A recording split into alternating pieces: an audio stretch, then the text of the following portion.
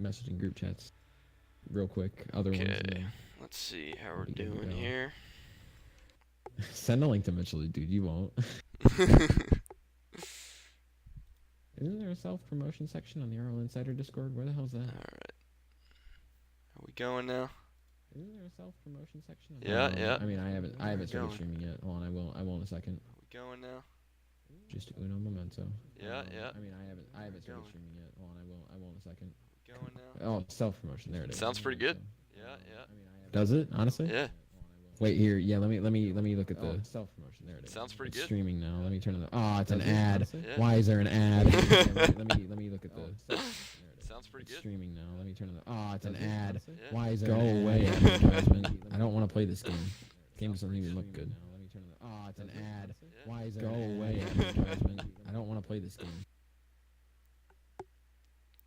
It's a long ass ad. Dude. What the hell?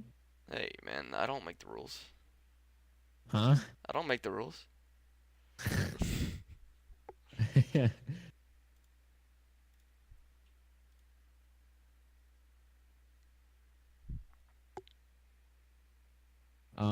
The overall volume of your mic and my mic is kind of quiet, actually. If you ask me, Okay. I would turn it up just a tiny bit, so that way it's not super quiet. Let me. Oh, you got 2 viewers. Are you one of them? Huh? I just are you clicked one of off the the 2 stream, so I might have been. Alright. Yeah. Yeah, it was you. Yeah. All right. Volume. That's fine. I sound good. You sound good. All right. I'm gonna start streaming now. Input volume. Okay. Let me start on OBS real quick.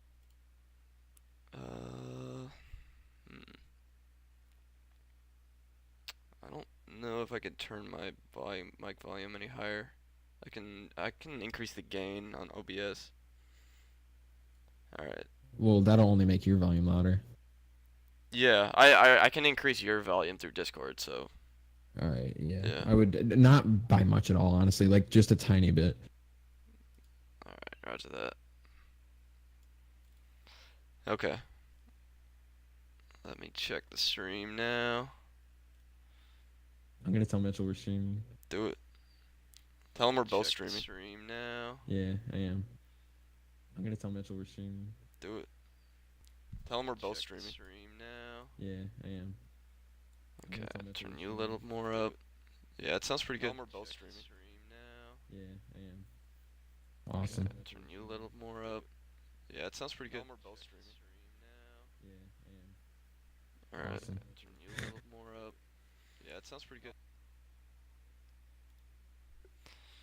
Get Rocket League open. I'm just explaining what we're doing now. Oh wait, not yet. Need that open. He's probably not gonna be happy at all. Oh, should I put my? There we go. I'll just open my chat on my phone. Wait, did it stop streaming or something? Hold on. No, it says I'm streaming. Why did I not get a notification on Twitch for dashboard? That's kind of dumb. All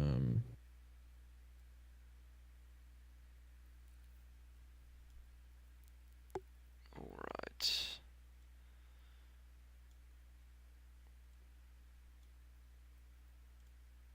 There we go.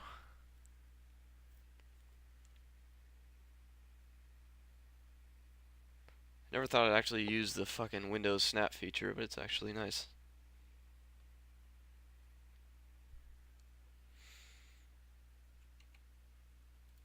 Alright. I have updated my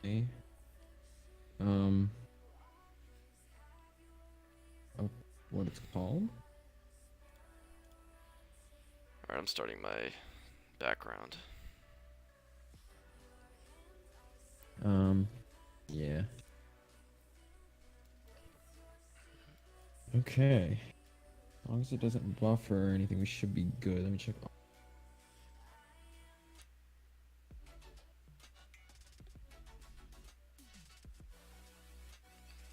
Alright. Whenever you're ready, we'll start it up. Yeah, it's not buffering or anything, so it should be good. Okay. I'm actually gonna turn my volume down. I'm gonna turn the music really quiet, really low.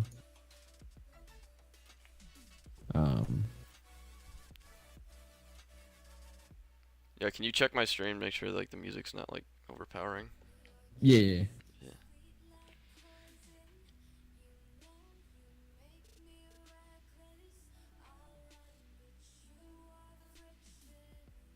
Oh my god, I got another ad. Are you serious?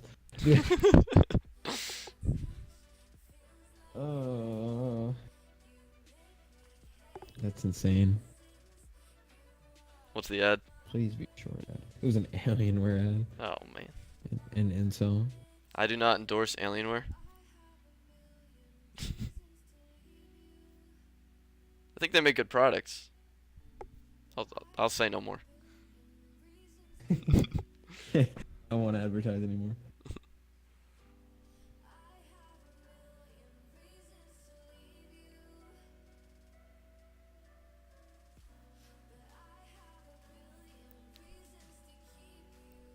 Yeah, honestly, all the sounds good. Like compared to you and me, I can't really hear the music that much, so that's good. Okay. Sounds good. Yeah, but we are All right. good. Are you going? To You go. good? All right, sweet. All right, so open the stream on my channel. if anyone is tuning in right now, this is the Probably like first 3 people, to be honest. first ever Rocket League podcast we're doing. It's gonna become regular. But Yeah, it's gonna for now, become it'll be as easy first. regular as That's regular a lot as of every time I can relevant. play. As regular as Rocket League is relevant. So that means like the week before the World Championships, which is right now, we're doing one. A week after the World Championships, we'll do one. And you know, whenever a good amount of news comes out, and obviously when league play is in full swing. So. Yeah. When league plays back and running, which we should have thought of this sooner, honestly, because that would have been really good for weeklies. But it's all right. It's fine. This is good to start with. Right before off season, yeah, I like it. All right. So we got a lot of stuff to talk about. We got a lot of topics, but we're gonna go on a lot of tangents too. So yeah, it won't be super like we're not. Yeah. I actually brought this up earlier. I was like, I don't want to make it super structured, not to where it's like, okay, well, let's talk about this now. Okay, well, how about this now? Honestly, it'll just be improv at this point. That will only come in when we're like out of things to say. Yeah. So I think the first thing I want to talk about is the new update, specifically the new crate. So the crate, huh? Yeah, and the items, obviously. All right. So what's your favorite thing out of the new crate? Well, I guess I should start with opinions. Out of the whole crate? The crate itself? The crate itself? Yes. Yeah, sure. Well, okay. not like specific items. Like, as for the crate itself, if we're talking about the new update in just the crate, yeah. I mean, the crate itself, I really like. Like, yeah. Item-wise, there's not really anything other than maybe a couple of the rares, but that's a given, really, with every crate. Maybe a couple of the rares I'm not a big fan of, but overall, I really like it. Like, it's... Yeah. Boosts I like, wheels I like. Normally, I judge crates by things that I don't like. If there's things that I'm just indifferent towards, then that won't benefit the crate, but it also won't knock it. So, there's very few things that I dislike in this crate. Like, I would say even like the windswept rare decal for the Imperator. I really like that. Yeah, that's really nice. Yeah. That reminded me of like the zebra paint finish. It reminds me of kind of like Rip Comic, but without the little comic things. I guess that's a better description of it. Yeah. I'm not too high on the other rare decals, but whatever. Honestly, I can't. I kind of. You go ahead. Oh, I kind of was digging the Dominus GT one. I like that. I thought that is really creepy. Honestly, I don't like eyes. Really? Yeah. That creeps me out. I thought it was nice looking. Painted, it might look good. It's just like a Octane Royal Tyrant, but with more eyes. Yeah, you're right. I don't know. When you have a lot of eyes on stuff, it's creepy. I don't know. That's just me. Fair enough. Yeah. Yeah. I think literally everything else is a good item to get. Like And I might be a little biased because I've opened 2 crates, and the first one I opened was the Streamline mystery decal. So this crate has already been good to me 2 crates in, or 1 crate in. So you're gonna base your opinion off of how good it's been to you. Oh, fuck. My replay stopped. What the hell? Maybe a cut short. Yeah. I haven't opened any yet or gotten any as a drop because the drops are always hella low when it comes to new crates. But I honestly, I like it. Like the mysteries are one. All right, one of the 2 new mystery decals is really unique. I'm not gonna say that the other one's bad, but it's. Well, I mean, we're not like we're saving spoilers here. You can say the names. No. I'm not. I just was saying like, as a decal, like Fire God is the name. It just looks way too much like Dissolver and Heatwave. Like, I think it's to me it looks like a splotchy Heatwave that goes a little slower and is a little brighter. Yeah, like I understand that for one, Heatwave to this day is still probably the fan favorite Black Market. Yeah. Of course, there are people like there's their favorites, like specific people like, oh, my favorite, like because my favorite's Bubbly. Like I love Bubbly, and you I'm still pretty don't sure have Mitchell's it. is Hexed, and yeah, I know I don't have it. It's the one I haven't gotten. Like I've gotten most of them, if not all of them, and then traded them along the road, and that's the one I never got because it was just always expensive. Dude, it keeps going down in like, price. I think it's down to like Heatwave level, like 20 keys. well, hopefully, I don't know. I'll buy it soon. Last But time I like, checked. I like that. And Mitchell's favorite, I'm pretty sure he said was Hexed, and yours is Chameleon. You know, everyone's got their favorites. But like, as for Heatwave, it hasn't dropped in price because everyone likes it. Like, if there's people that don't like it, it's because that's just not their kind of decal. But most people like it. And so like that, I understand why people they still make fire-based or like wave-based decals, but like. This might sound a little like just generalizing, but like, you know, the majority of people who play this game are males and they like things like fire. So that's an interesting way to put it. I don't know. But it's a big generalization. So that's like as for the other one though, Streamlined, really unique. I really like it. I have not seen a decal like it. There's not one like it. I really like it. I only have one problem with it that actually is the reason that I didn't keep it, is that when the lines come in on the streamline, there's a little pause in between the animations when it restarts again, and for me that really bugs me. I don't know why, it just does.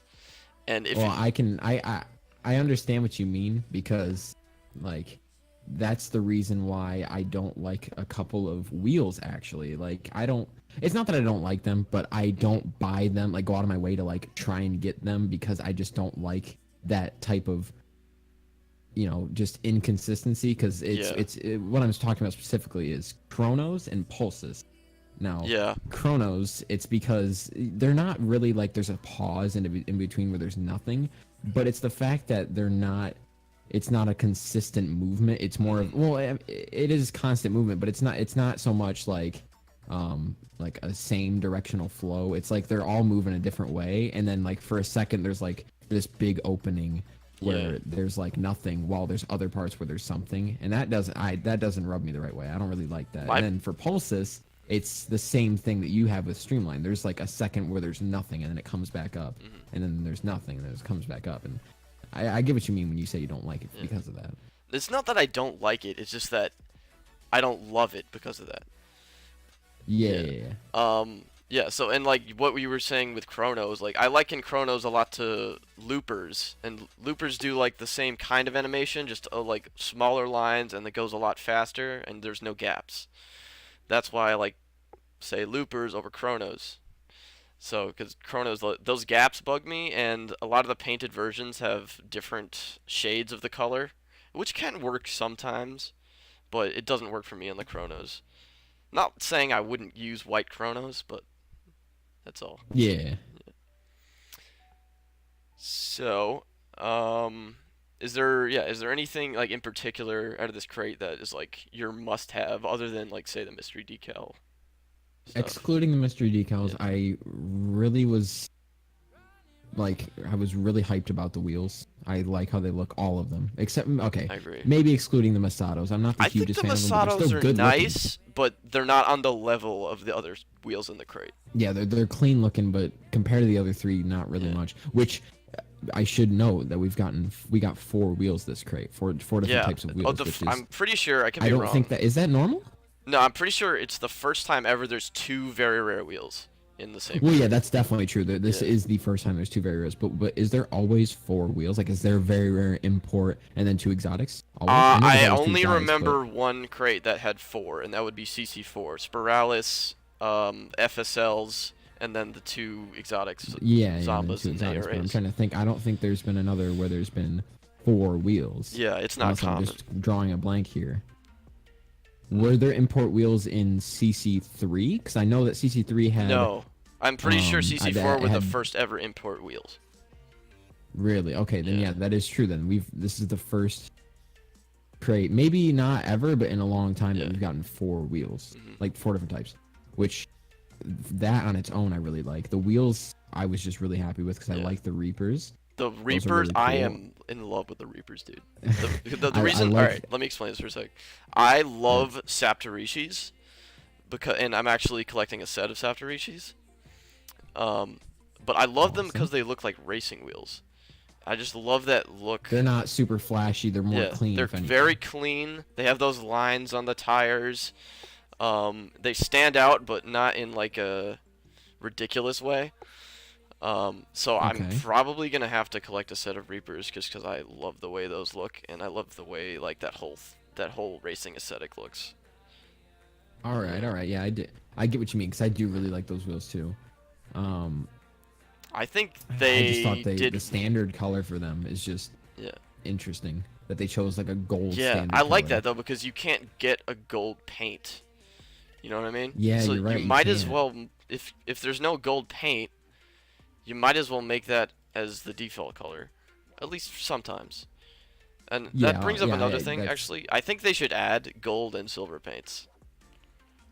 Well, I don't know if I'd agree with you on that because gold would look in some wheels would look too close to maybe like burnt sienna and saffron. You're and as for right. silver, I mean as for silver, I think that's gray. It really depends on the type of paint of the wheel. Like, I see like, you know how anodized sometimes when you put orange on it looks like gold. So it really Yeah, depends yeah. on like what type of paint finish you use, I think. Yeah, like I don't. Well, wait, are you talking about paint finishes or painted wheels? Like paint finishes on the painted wheels. Like, you know what I Okay. mean? Not that you can select those, Yeah, but the yeah. one they choose. Okay, yeah, because I don't know. I just feel like, especially with wheels like loopers and all those, like the LED animated exotics, you Sure. can't really do a silver, and you can't No, really yeah, do a there are gold. some barriers to being able to do like a gold and silver paint because it So I don't know. I'd have to say I don't really agree with you on that. I don't think that would work. I don't think you're right. I don't think it would work for everything, but that doesn't mean I don't think it's a good idea. Fair enough. Yeah. I was actually just about to bring that type of idea up when you said right when you said it, because I was thinking of in general they should just add new paints Yeah. for wheels instead of having the same that we've had, which is titanium white, gray, saffron, sky blue, forest green, lime, burnt sienna, purple, crimson. I think that's it. Everybody I'm missing knows one. if they're a fan of Rocket Yeah, League. yeah. If you, yeah. That's the only ones we have right now, and I think if they added a couple more new paints, because they already added new paint colors into like when it comes to your car, like the customization. Yeah. They added like you can 3 more change to a lot rows. new. They added more rows. They added pink to blue team. So the shades are. They added more. Well, actually, no, they didn't add pink to blue team. They added more pinks to orange team. That's what they did. Yeah. And they added a bunch of different like new shades and colors. So you can actually do an Yeah. actual gold now. You can actually do with- like a with real orange team. primary purple on the blue team instead of like yeah, a bluish that purple. and stuff too. So I think they should add more, like a new paint color. Maybe not more than one, but a new paint color to wheels and like cars and like decals. Yeah. Like I think the I trickiest can't thing even think of ideas. the trickiest thing with gold and silver is that that really hinges on the paint finish. Is like, as I was saying, like to make a gold and silver, Yeah. it has to be shiny, and that is something that you don't need for other colors. So Yeah, that's true. So what are some of your ideas for other colors you were saying? Well, I was thinking like if they had like a new painted color, like for like wheels and stuff, they could do like, you know, maybe a weird new shade, like instead of it being just, you know, forest green lime, you know, those two, they could add like a different new green. Okay. Or like just widen their colors up a little bit Yeah, more. maybe 'Cause like a dark I feel teal like instead of like sky a really blue. unique new color, like maybe like a turquoise Yeah. or something like that. Maybe that's a little too close to sky blue, but I mean, you they know, have just something different. they have most of the primary bases covered, so it's gonna have to be similar to other stuff. It's gonna have to be something really unique or something close to something else. But I mean, they have cobalt and sky blue. They have lime and forest green. They have Although orange I and think burnt sienna. lime I is feel more like similar to saffron, but they I have see what you mean. pink, but like there's nothing really close to pink. There's no compared hot to, pink. You know, Hot, maybe like I think majority of the time the pink is always a lighter pink when it's painted. that is something I could bring up that kind of aggravates Yeah, me. maybe is, like a magenta or something like that.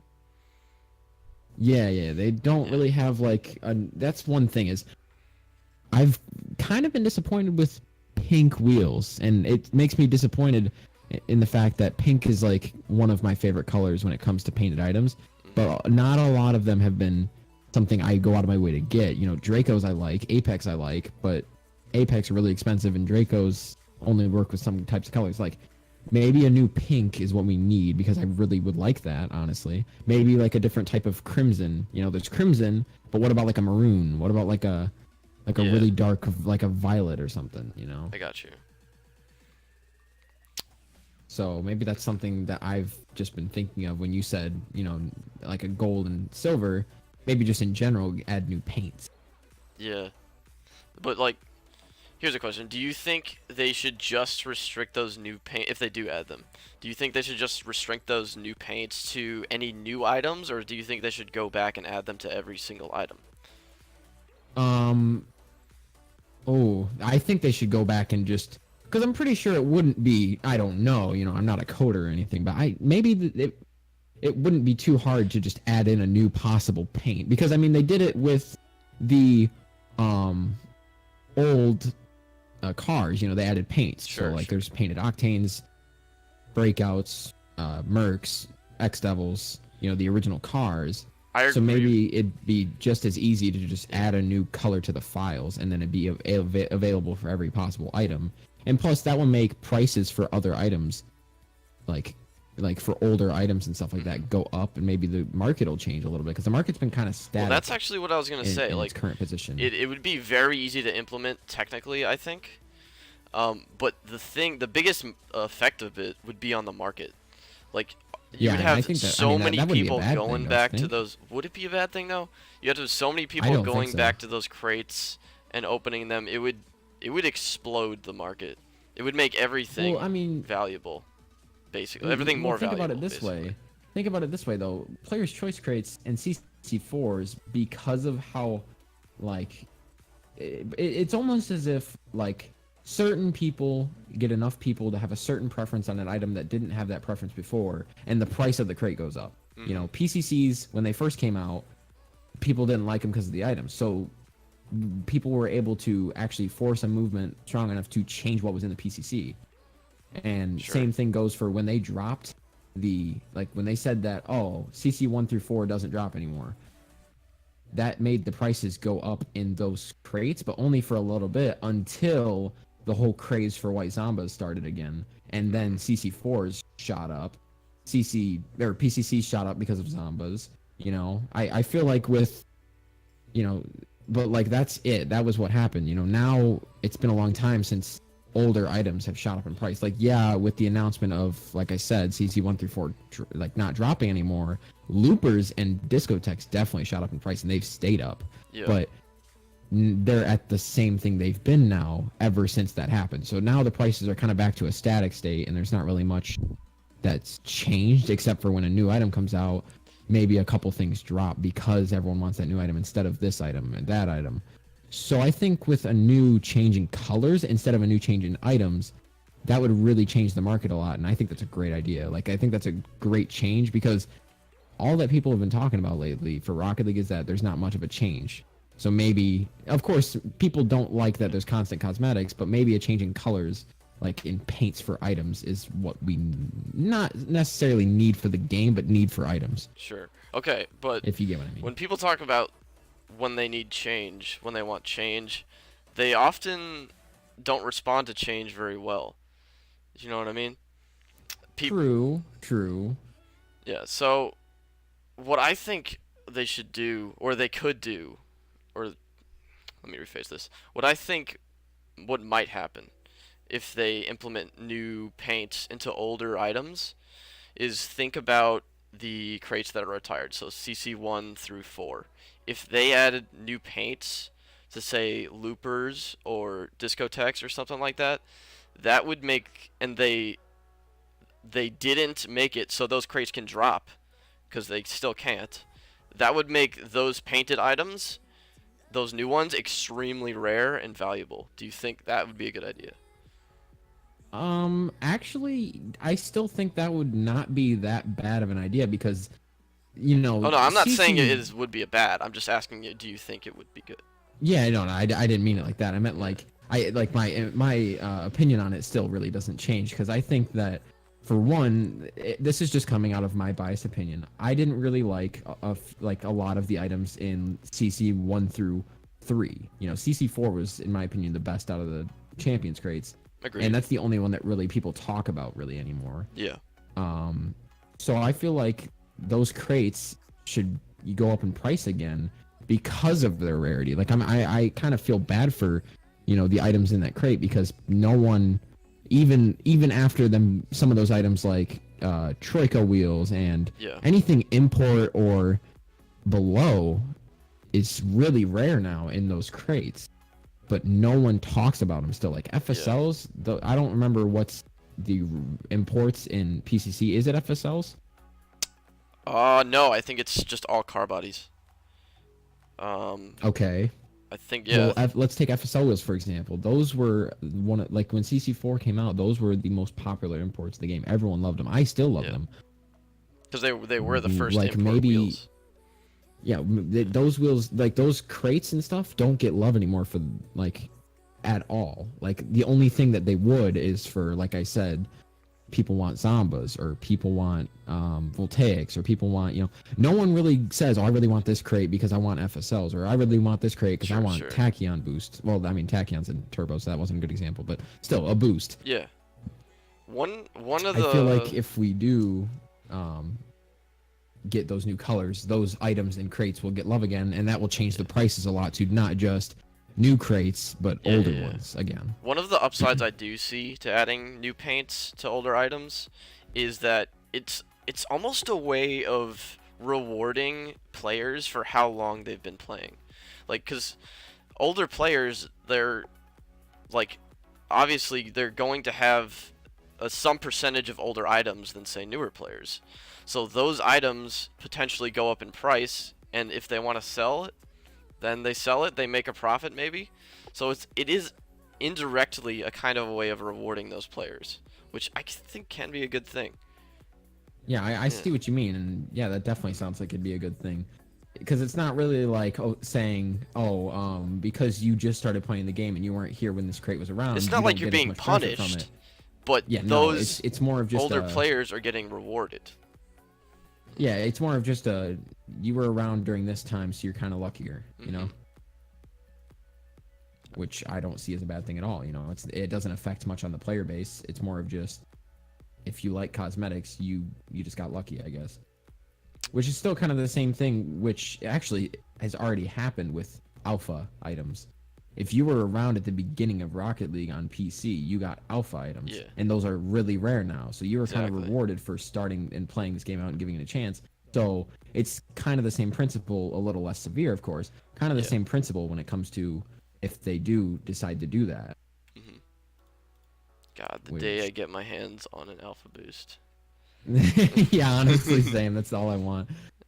Uh, That's the thing. People are gonna be saying that. Well, maybe I don't know. I don't know how it'll turn out, but people might be saying that with a new paint color for a wheel. Yeah, yeah. Dude, the day I get my hands on this super rare item that doesn't exist unless you have this crate that doesn't drop. Kind of the same. All right, fair enough. Kind of not. I think you can see a lot of the similar things when it comes to CS:GO, because a lot of they're like way farther into like the crate case history than Rocket League is, and like Definitely. way more of their crates don't drop anymore. So there is a plethora of those items that are extremely rare. So I think that could be a Yeah, good that's idea. true. Especially, I mean, obviously the most expensive item in the game, Dragon Lore, for the AWP skin or whatever. That hasn't dropped in price, I don't think, ever. So Yeah, it's kind of that deal. and if it Yeah, same thing with has, Alpha Boost. I think if anything, Alpha Boost has gone up in price, hasn't it? Since RLCS like it got big. has like I think a few weeks ago I checked, it was like 1,500. I think it's like almost 1,600 now. But like, Yeah, and like and, 8 weeks when it ago, comes was to like those prices, 800. like that much of an increase is a kind of trivial if you're actually gonna buy it. Yeah, true. Um, but yeah, I want your opinion on something.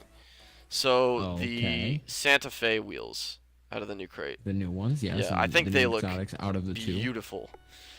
I do like But them a lot. Yes. what I'm confused on, like, what my opinion is like, would they be better if they were animated? And what I mean by that is that would, like, say that like the rims, say they were spinning, would that make it look better or not? What do you think? Okay, so I feel like this question would be better asked if it was more of just a general. Do you think exotics have to be animated? Okay. Is that kind of what you're getting at? Maybe indirectly. I'm more just focusing on that one. Okay. Well, if you want an answer for that specific wheel, I think they're perfect how they are because Okay.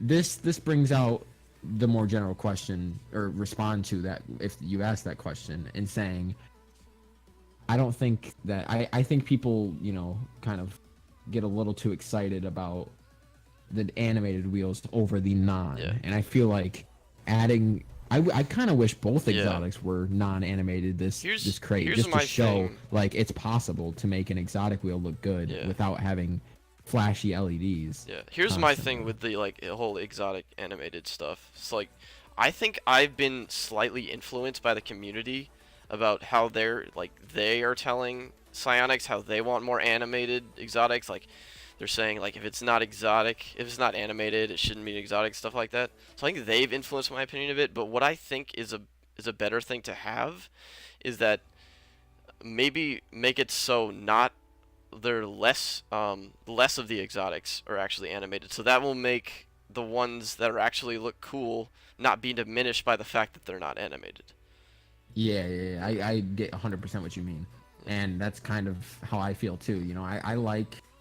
I definitely like just focusing more on, oh, well, this exotic looks good because of, this, Yeah. instead of, oh, well, it's not animated, it's not an exotic. I honestly, that mentality kind of aggravates me a little bit because Santa Fe's are a perfect reason. If you like them, of course. Yeah, are I a good haven't come reason across someone who why. doesn't yet. Well, yeah, but just saying, if you don't like them and you're one of those people that does say, well, I like them if they're animated, to each their own. But I feel like, that they're a good reason if you like them why, it's possible to make non-animated but still look like exotic wise good looking. Like look back at season 3 rewards, those wheels, champion wheels and star wheels. Yep. Like those looked really unique and really good. Of course, for them being a reward, they kind of had to be unique. Yeah. But like the champion wheels, they're not really animated. I mean, just they have a are, lot but of different. very slightly. They just have a lot of lights on them. Like they kind of look like Santa Fe's if you ask me. I mean, they are actually animated. There's some lightning in the center. Fair But enough. not- But like not most much. of, I actually didn't even notice that. See that there you go. I didn't even notice that. So I just liked them for the fact that they're just really unique and colorful, and you can tell they would be exotic level if they were in a crate. Yeah. Because they were just really unique, but they're not really completely like animated. That lightning Yeah. that I didn't even notice isn't, like I said, noticeable.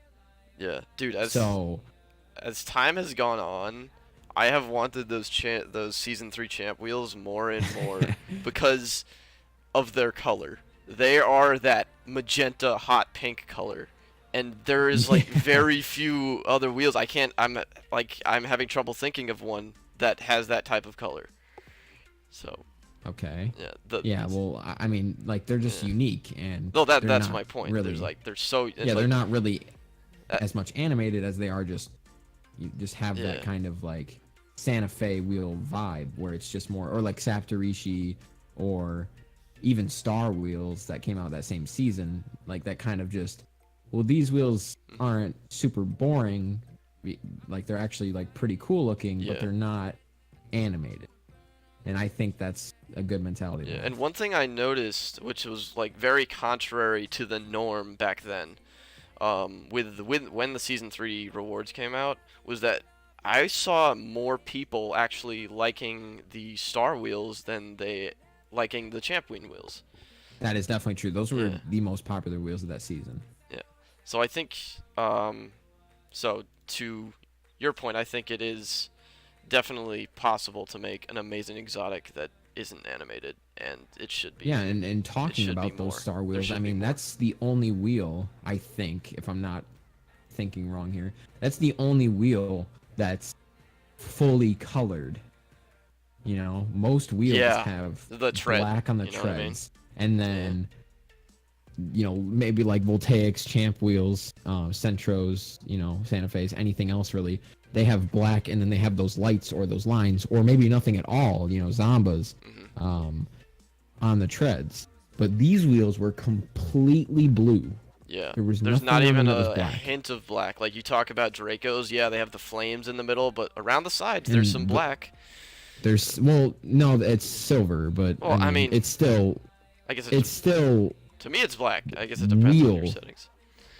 Yeah, Um, it's like it's still like a wheel color. It's not yeah. a color like a shade like blue or pink or you know. Yeah, I mean, They still have some part of just wheel color on them, it's if that close makes enough. sense. We get the point. I Yeah. think, or I think people get the point. And you can make your Yeah. arguments about K2, but that's just like a frozen tread. So, Yeah, um, honestly, it's just a frozen color. And well, I mean, yeah, there's not really an argument you can make about that either because those don't change with paint color. That blue ice stays the same. yeah, but not like, yeah, like, dude, can you imagine if like the Star Wheels came painted? Well, it'd be a complete color of that paint, which I Yeah, think would be awesome. that would be Which nuts. I Can you mean, imagine the white the ones? only wheel that came God. really, yeah, honestly, that'd be nuts. But the only wheel that really came close to that, and I guess this is just my opinion on it, the only wheel that could come painted that came kind of close to that was, in just terms of bright color and how like colorful it is, would be Gaydon's, which is kind of weird to say because they're not really because they have complete black treads, but like those wheels were Yeah, really bright with all of their colors, and it was like a solid bright color, and like that's kind of what those Star Wars would look like, also with the tread itself being a complete yeah. color. The So the thing if I they did think, that, that'd like change the market completely and how people view yeah, items. the thing I think with or Gaydens or Guidons is what I call them. It doesn't matter. The thing I think with the Guidons is that what makes them makes them pop to the eyes is that the actual rims protrude from the wheel itself, so you can see more surface area of the color. I think that's what kind of happens when like you see it. You just see a lot more color just because of that. But yeah, you're right. They're not actual tread colored. They're not actual colored treads. Yeah, no, Yeah. they're not. They're like it's just the color itself on the wheel is really bright, so that's why I Yeah. brought those up specifically. But here's a question I want to ask you Okay. is, do you think that, uh, like a wheel, like moving forward into cosmetics, do you think that wheels should have a lot more color on the treads, or do you think they should stick to, you know, black treads with a really clean, like let's say Zamba or Saptorishi wheel design? Like, what do you think they should get? I So guess the more general question I should be asking is, do you think they should get flashier or cleaner with their cosmetics, or should they have a balance of both? all right, I want to cover something before I go directly into that topic. I don't like how they recycle treads. If you notice, Okay. do you remember the tread for the nippers? I think so. It wasn't the standard, like, Yeah. it wasn't the standard Zomba That one that tread they use a first lot. appeared on the Revenant wheels from the Halloween crate. So Okay. one thing I think they should definitely stop doing is recycling treads. So I just needed to get that out there. But to Fair your enough. to your point, what I would like to see is a balance. Because I All think right. a ton of people have a lot of different tastes, and if you just hone in on one of them, you're gonna make a lot of people happy, but you're also gonna make a lot of people mad. So Yeah, that's true. I think you should keep the balance. I think that pleases everyone, even though it's impossible to please everyone. Which I don't really think that Sonics has really been balancing lately. I think if anything lately, or exotics have gotten more and more on the flashy side. Of course, I agree. excluding the newest update, everything before that, not really to the sense that they've been getting flashier, but they've been getting more and more further away from that really clean type design. Because Well, I they mean, look at like the Velocity crate, for example. You had Balakaras, or no, that was Victory. Velocity had Hikari P5s and what was the other exotic that was on that? Oh I man. cannot think of that for the life of me right now. But like, Hikari P5s are completely different from any other wheel exotic we've had. I mean, Yeah. it looked as almost like it was just like a silver, like a gray, like standard piece on it with lights going through them, which is Yeah. super unique and not really any other wheel has done it. Look at Victory Crate, Infiniums and Balakaras. Not really many people liked Balakaras, but they were super flashy. Yep. Whereas Infiniums on their own were probably the most unique wheel we've had. Um, When like they haven't really been sticking to the whole like clean, like super, like just normal but like Yeah. nice looking design, which I'm not saying I don't like. Like I like the newer wheels. Yeah. It's definitely not what it used to be, I guess. what I think happened with the whole flashy wheel, normal wheel thing with Psionics. So when the crates first came out, you had wheels like loopers and discos and voltaics were like one of the first flashy treads. I think they, for the most part, had normalish treads. But you had some spattered in there. But I think there was a big cry at the time for flashier treads, and I think I don't know. It's debatable. But they might have went a little bit overboard with the Dracos. But I love them. And then when those came out, that kind of satisfied that need of the community for flashy treads. And then they kind of went back to normalist treads. They went to like Kalos and the roulette wheels. And then I think they finally found that balance. But it's debatable because like something like a Santa Fe wheel, I think the treads are super flashy. I mean the rims are super flashy, but the treads are actually pretty clean. So I think they're starting to find that balance.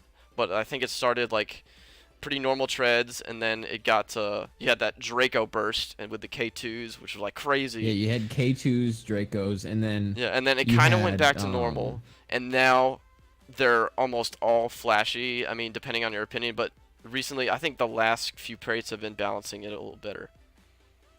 that is true because I don't think you can really call Infiniums flashy like at Yeah, all, really. It's just more of just a completely different from what we've had lately kind of wheel. yeah, Because Overdrive had turbines and fidget spinner wheels.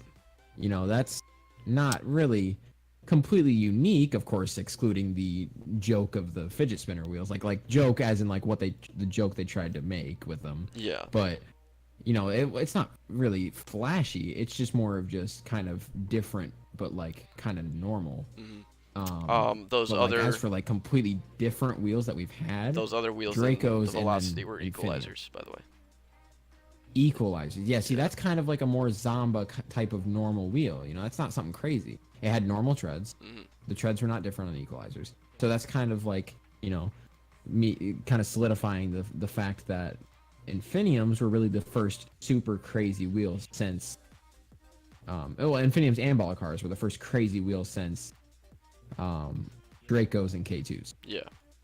And I think it's because they said, you know what, Dracos and K2s were completely just out of the ordinary. So let's go back and give people the other side. It was of almost people like, want. okay, we'll give these people what they want, but now we're going back to what we do. Yeah, you know, like they said, we're gonna please, which is what you brought earlier. They pleased the flashy type of people, and then after that, they pleased the clean liking people. Yeah. And then they decided we're just gonna try and balance it a little more, which I think is like the you move. said, they have. But it's like, yeah, it's kind of a two-edged sword, because I think they should balance the wheel itself, but also I think occasionally they should try to balance the two exotics of the crate. They should try to make one really flashy and one more clean. And sometimes they should do that, and sometimes they should balance the wheel themselves. The whole thing is a big balance, if you know what I mean. Yeah. But which is definitely like what's holding the community's like market enjoyment so much, is that new wheels come out and it's like, oh, I wonder what it'll look like this time. You know, the anticipation. And if they keep making wheels look the same every time, that anticipation's going to drop. Yeah, it's like, I know I've thought the same. I thought like nothing will ever be as good as the Zombas, but like, dude, the Zombas are like really plain. The only looking at them as a whole, it's just like normal treads with a really nice color. Yeah, like a cool design that kind of swirls. But to be honest, the only reason people love the Zombas is because of the white ones, and because there are so yeah, because clean. if you look at prices, those are the only ones that are still at a really expensive price. Yeah. But at the same time, Zombas can be looked at as those were really the first. If you ask me honestly, because that was the I know, I kind of agree. That's the first wheel that had a balance of flashy and clean, because the inside of them, like the sides, were completely different from any wheel. And when they first came out, I remember my exact opinion. I did not like Zombas at all. I thought they were really weird because they were the first wheels that had more than one color. Yeah, I actually really liked I thought that was really weird, and I didn't like them. But when you think about it, that's about as flashy as you could have gotten for that time. When that was the fourth crate. Yeah, the only that's thing about as flashy as you can get. But when it comes to the treads, those are completely normal. The only thing before that was flashy, you could say, was Lightnings at the time, but Voltaics.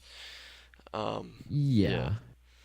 But that's also not really an example of a balance between flashy and clean. That's not what I'm saying. I'm saying that was like the first ever flashy wheel. Yeah, true. Yeah. Do you want to keep talking about the crate, or? I feel like if we keep going on just the crate, we will never stop, because cosmetics, there's so much you can bring up. So we might as well switch topics up a little bit. I mean, we can stay on the update, because there's a couple more things I do want to talk about update-wise, newest update-wise. Okay, well, you got a topic? Because I got a ton. Yes, I do have one in mind. So this is pertaining to the new update, but also kind of opens up a question. Updates in general. So the new update, first of all, let's bring up opinions on the map. What do you think of the new map? New map being Salty Shores beach map. Yeah. Beach map. Okay, so I have this thing with maps. Okay. I like darker maps. And the reason I like darker maps is because it makes everything else on the map a lot more distinct.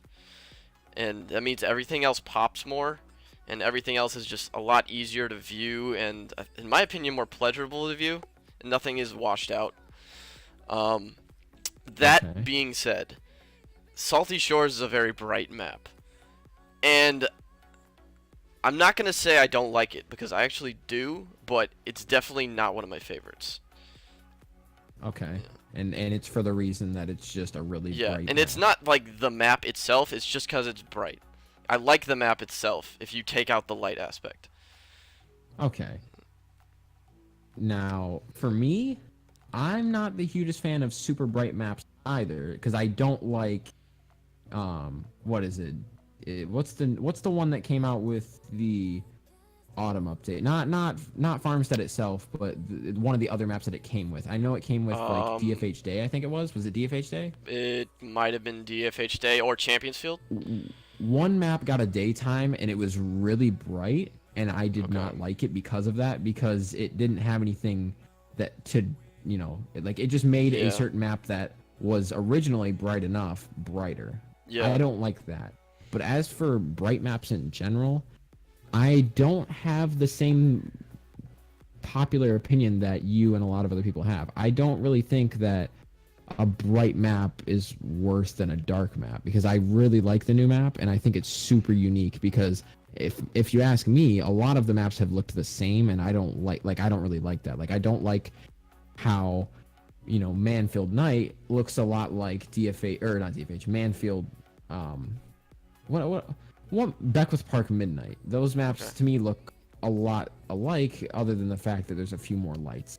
I like that the new map, Salty Shores, is super unique because one, the ground is a beach, and two, it's got a different, lighting effect. Most maps that have been before Farmstead were a blue sky and a few buildings around, but the new ones like a really like beachy type of sun with a beach next to it. The ground is a beach, and then there's like a very small town in the background that you can hardly see unless you go into replays and look. Sure. I actually like the idea that they're changing it up and making a map that's like a really bright like beach type. That's a really different feel than, let's say, DFH. And I feel for maps continuing on, they should keep up that type of unique effect. I like that a lot, but maybe not so much that they should just keep making bright maps, Yeah. Fair enough. All right. I So that's my opinion on that. All right. I would like to respond to the God, why did I forget what I was gonna say? I'd like to Oh fuck, what was it? Um, it was the. Oh yeah. I think we should give Psionics a little bit of a pass on the similarity of like Beckwith Park and Manfield and DFH, because those all released with the main game. I think they had a little Fair. more time to get creative when they were actually doing updates. So I'm gonna give Psionics a little bit of a pass on that, but I understand what you're saying. So yeah, Okay. that's the one thing I wanted to respond to. Yeah, because I really hope they keep up the uniqueness, because not a lot of people like Farmstead. I loved it personally because it was unique. The ground was like a weird like mixture of like mud and like metal panels, and it wasn't grass. I was I actually think really the first like unique Farmstead. map. Yeah, I loved Farmstead because of the colors were a lot different. For one, yeah, like it was like a sunset in autumn, and the background is a farm instead of it being like a city or like buildings. And that was the first big step in unique new maps. Like Champions Field, when that came out, that wasn't really so much unique as just a remix on the older maps, and that's good too, but that's not the kind of improvement Yeah. in map design that I want. If you ask me, Farmstead and Salty Shores, tongue twister, those were really good types of like if we honestly, this is going out on a bit of a limb here. I think them doing really unique new maps, and like when because they make I'd say a decent amount of new maps, not a crazy amount, but if they keep up this type of really unique style, like Salty Shores being super bright and a beach, and Farmstead being a kind of darker sunset with like a farm, they keep that up, I think that'll bring a decent amount of the players back from them all quitting. Maybe it's not so much of a jump as them adding like a new, I don't know, game mode or something. Okay. But like visually pleasing, I think that'll be a big improvement. Because the first really unique map we got was Neo Tokyo, and it's a lot different than the other maps, but it's still kind of that same lighting and same colors. Sure. Okay. Well. Other than being the ground. Yeah. Neo Tokyo is very unique. I would also like to comment a bit about Starbase Arc, because I feel like that I was completely forgot an about that map. extremely unique map. But I think the thing that hindered it most was, well, initially at least, the style of the map. It was originally an octagon style, and then I think people still don't really like it because it's really bright. But they also have that knowledge and that memory of it being a bad playstyle map. So Okay. yeah, so I understand what you're saying with like the farmstead of uniqueness. I'm just saying like I feel like there were other unique maps before that. Yeah, it's very Mm, it'll be hit and miss when they do make new maps yeah, like super unique. A lot of people won't like you said, a lot of people don't like the new map because of it being super bright. And a lot of people didn't really like Farmstead because maybe it wasn't, you know, that normal style that people have been used to. But I feel yeah, if they keep trying and keep adding these maps, it'll slowly change opinions to saying, you know what, this is a lot better than what it used to be because it's really different. Starbase Arc was one of them, and maybe that was the first, failed attempt, I guess you could say. sure. Because yeah, honestly, if I'm being honest, a very few liked it, but a lot of people didn't like that idea, that style. And if they keep trying and aiming for this risky hit and miss, maybe people will just get used to the fact that, oh, well, you know what, I'm not gonna like every map. But the fact that newer maps are getting a lot different than what they used to be, it'll be a good change. All right, fair point. Okay, so the second map that was added, Wasteland Night. So you can already know, just because it's a nighttime map, that I like it a lot. Um, I definitely like it more than Wasteland Day. Not that I think Wasteland's a bad map. I just like the darker version. So what do you think? What do you think about Wasteland Night? I was honestly, I was really hyped when I first was searching for a ranked game and I found that map in the ranked queue because I first found it actually when I was streaming the other night. I was streaming for a little bit, playing some tournaments, and Wasteland Night was added to the queue as a standardized map. And Yep. I was like, since when did they standardize and like add the colors like the Wasteland Night map as a standard map to ranked queue? Like I don't ever remember that being a thing. So that was obviously new with the new update, and I didn't even realize that. I was like, dude, I didn't read this in patch notes. Since when did this happen? So I was really excited because I love Wasteland Night. I loved the colors like Yeah. ever since I first played it. So if you ask me, I'm really happy about it. Awesome. Because in general, I really like Wasteland. Yeah. Like a lot of people don't. I say that with like every map. A lot of people don't like this map, but I Yeah. don't really think people like Wasteland, and I don't know why. But even when it was, I think- that really weird, Yeah, I think it non-standardized is version, just one I of still those liked how it things looked. where the style of the map kind of gives people this like almost psychosomatic feeling, or this like it kind of almost unconsciously influences their opinion because it once was like really weird and not standard. But yeah, I agree. I think most people actually do like the new Wasteland, but they just prefer some of the other maps more. Fair, yeah. I I don't know why. Like even when it was in that weird like almost like valley type non-standardization of a map, I just really liked just how, you know what, honestly thinking about it, maybe it was because of that person in me saying I like the uniqueness of maps and I prefer them to keep going, because that map is completely different than the other maps that came out in the beginning of the game. It's sand. It's like the new one, but like, it's like Salty Shores, how it's like a beach and not grass. And I think Yep. that was me back then saying, you know what, I like that style of map. They should keep that up. Mhm. And I just, to this day, I still like Wasteland, probably because of that reason, now that I think of it. Yeah. I look forward to seeing Wasteland Night at RLCS. They better put it in because Oh, if they don't. yeah, because If they at the don't, regional dude. championship they were using Aquadome and it was bad. Um, so I didn't even, honestly, talking about conversation, I did not even bring up Aquadome or Starbase until you brought up Starbase. I did not think of yeah, Aquadome at all. Aquadome. I don't hate Aquadome, but it's just I think it's one of those things where people have had this really bad memory of it just because it gave them so many bad PC performance issues. Um, Yeah, didn't they get rid of like all the fish in the background? yeah, they really downgraded like how animated and colorful it is, so to like help people's frame drops. So yeah, I don't hate Aquadome, but I think it's not really a map that you expect to see in an esports environment. Yeah, I honestly was super surprised. I was like, wait, why are they playing Aquadome? Like they, of course, it was different from what they were normally doing. They were normally doing like the same 3 or 4, Yeah. standard maps that the game came with, basically. But I mean, I don't know. It was just different, and I didn't know how I felt about it until I Yeah. thought, I guess. Okay.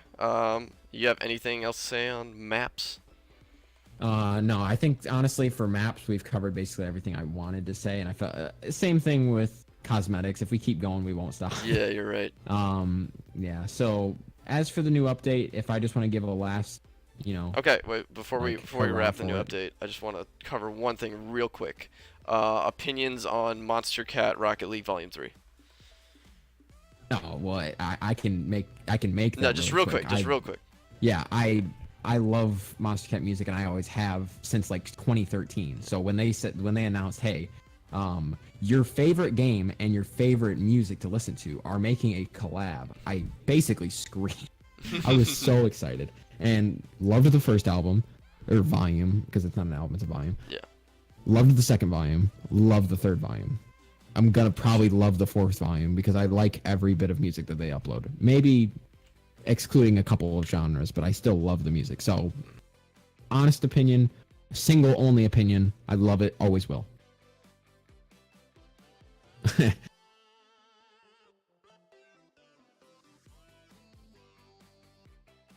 Okay, sorry about that. I was interrupted for a sec. Okay. All right. Okay, Rocket League Monster Cat. All right. So as far oh sorry, you said you were in love with all 3 volumes. Is that what you said? All 3 volumes I really liked because I've just had this attachment to Monster Cat since like 2014. It's like 2013 when I first started like listening. I was like, oh man, this is like the kind of music that I'm into, and they upload it weekly. Okay. Or a few days a week. So I just, no matter what the volumes really are, I'll just always like it because I've just loved Monster Cat and I like the music. Sure. So, and I really liked the volumes in general. Like, I was kind of actually scared that because it was for a game, the artists were going to kind of half-ass it compared to their normal music, but they didn't. They came out with really good songs for all 3 of the volumes, and I'm really happy with it. So, final answer, I like it. Okay. All right. So you said your background with Monster Cat goes pretty deep, like beyond Rocket League. Yes. I have a bit of a different experience. I only started getting into EDM and Monster Cat stuff when Rocket League came out, honestly. Because when I heard the Rocket League soundtrack, not that it's amazing, but at the time I had never like heard any like techno type music that I even liked. So I actually kind of liked the Rocket League soundtrack at the time, and that had stuff from like Mike Alt and stuff like that. Really old stuff, but it actually wasn't bad. Going back to the Monster Cat volumes, I definitely loved the first one. I think the first one was dynamite. I think the second one was actually not great. I think there Not was your taste? Yeah, I think there was only one song that I actually really liked. I think Okay. it was Party Freaks, if I can remember correctly. That was the Peppermint Nerds track, yeah. Yeah. I think the third one, I listened to it earlier today. I think it's better than as a whole. I think it's better than the second one. Not as good as the first one, but I think there's like, because I only like one from the second, as I just said. There's like 3 I'm really down with out of the 6 for this one. So Okay. I think I like this one better than the second one, but I think the first one takes the cake, like hands down. Yeah, for me, I think just because of the artists that were in it, and because of at the beginning of 2018, Monster Cat split up into 2 channels to separate the types of music that they make a lot more. And this was if you didn't know, Volume 2 was for the Monster Cat Uncaged, which is like the harder, like the dubstep and all the harder music. Yeah. And Volume 3 was Instinct, which is like a lot of the more radio influence, at least today, radio influence, like lighter genres, chill genres. And I like a lot of the artists that were in more of the Instinct volume. And I really like to me, this is the best volume so far. Okay. So Fair enough. that's just how I feel about the genres that they're splitting it up into and stuff. All right. 'Cause I actually don't know what Volume 4 is going to be, but I know that there is going to be one. I'm hoping for a return of Grant and Tristram, and maybe even together, or with Braken even. Braken maybe. That probably will never happen. All right. Anyway, moving on. I think to the main event of the show, RLCS Season 5 World Championships next weekend. Hype, hype. Yup. Excited? All right. Let me get my document going here. Yeah, I should probably get that too because we have a bracket thing that we're gonna kind of fill out based on our predictions. So, let me actually turn off this replay. We're gonna go to the desktop now. No more Rocket League replays.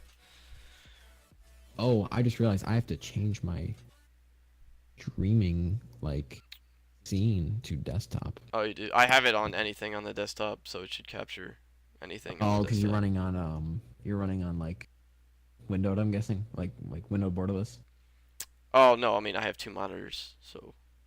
Oh, okay, that makes sense. Yeah. I have to change that. I should have just ran my game on window. All right. Here we go. I think I still can. First of all, open you, and we're gonna open you.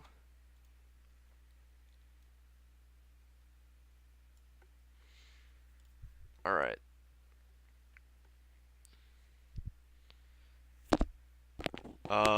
You got your stream worked out?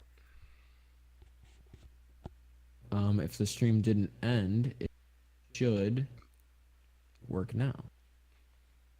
Maybe not, actually. Hold on. Let me change that. Will that make it so it'll... Huh. Well, now it's not capturing the bracket itself.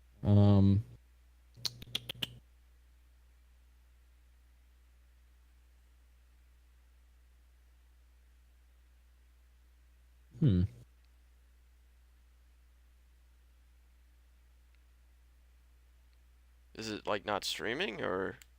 Oh, I can actually. Well, no, it's streaming. I just gotta change the actual, what it's capturing. Okay.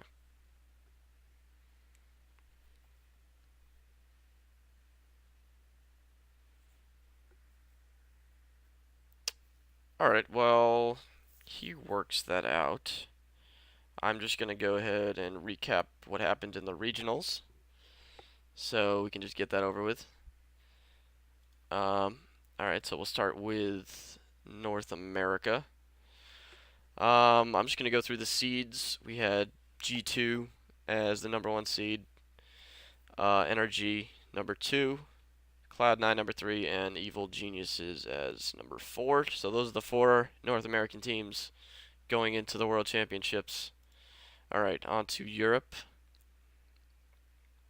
We got Gale Force as the #1 seed. Now Dignitas, actually. They got partnered with a different organization. We got Vitality as the 2 seed. Envious as our 3 seed, and Complexity rounding it out as our 4 seed from Europe. And as far as the Oceanic teams, it's going to be Chiefs Esports Club and Tainted Minds. So actually, I should have it good now. Let me check my stream. Okay.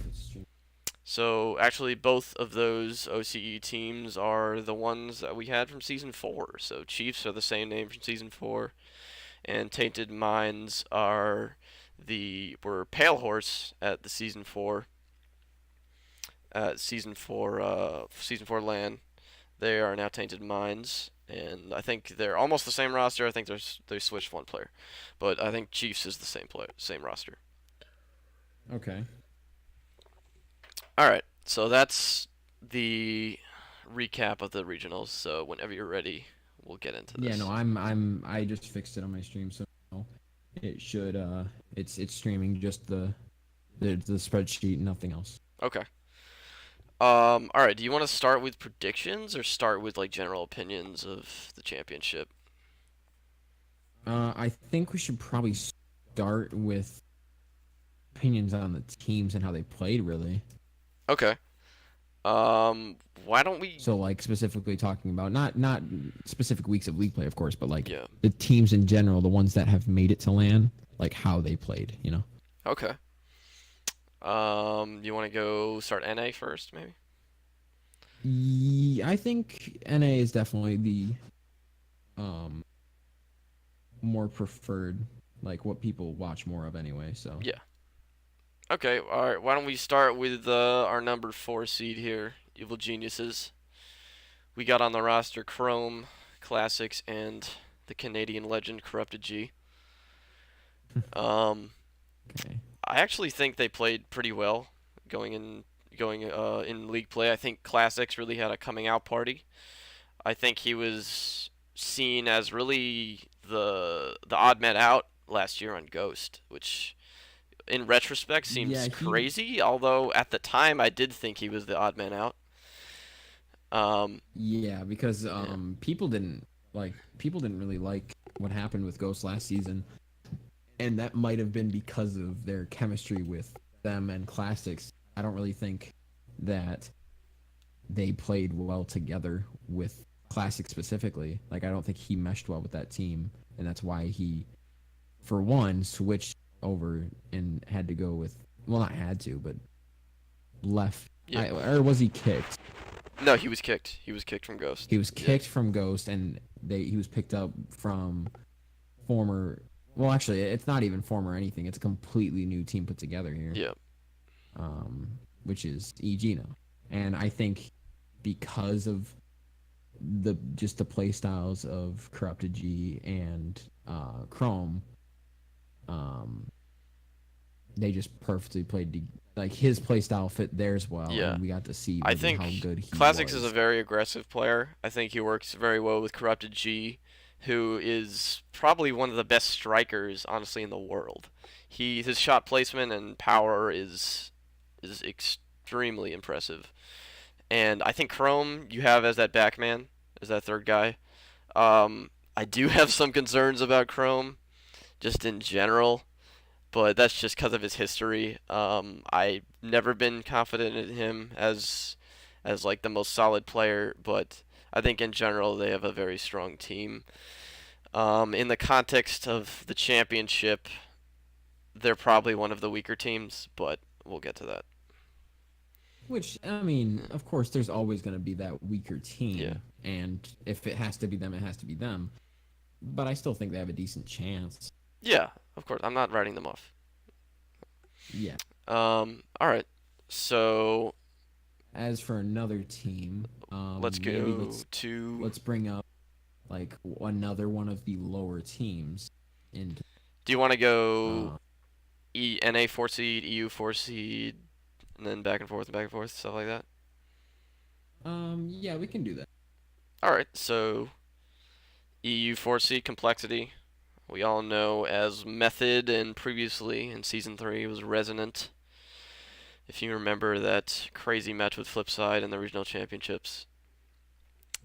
Probably one of the most famous games in general. Yep.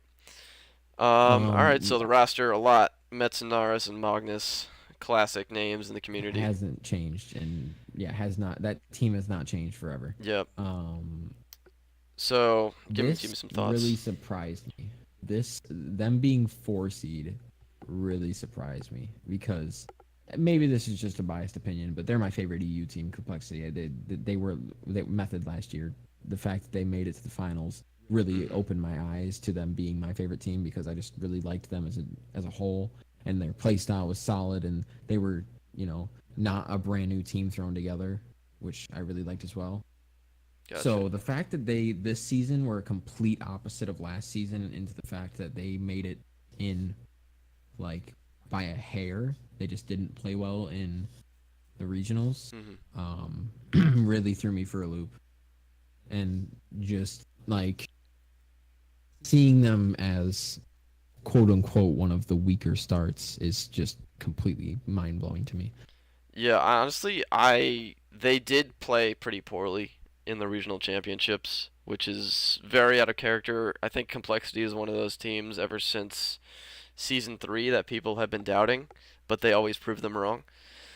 This was the one exception to that case, but honestly, I don't think it's going to be a big problem. I think they're going to come out guns blazing. I Oh think yeah, I definitely. think they're going to be a team that is going to be reckoned with. So I honestly wouldn't worry about complexity. Not like they're gonna have easy matchups. It's gonna be the whole World Championships is really tough matchups, but I don't Oh yeah, because I don't let's think think they're about gonna last come in season's last. LCS. I'll say that.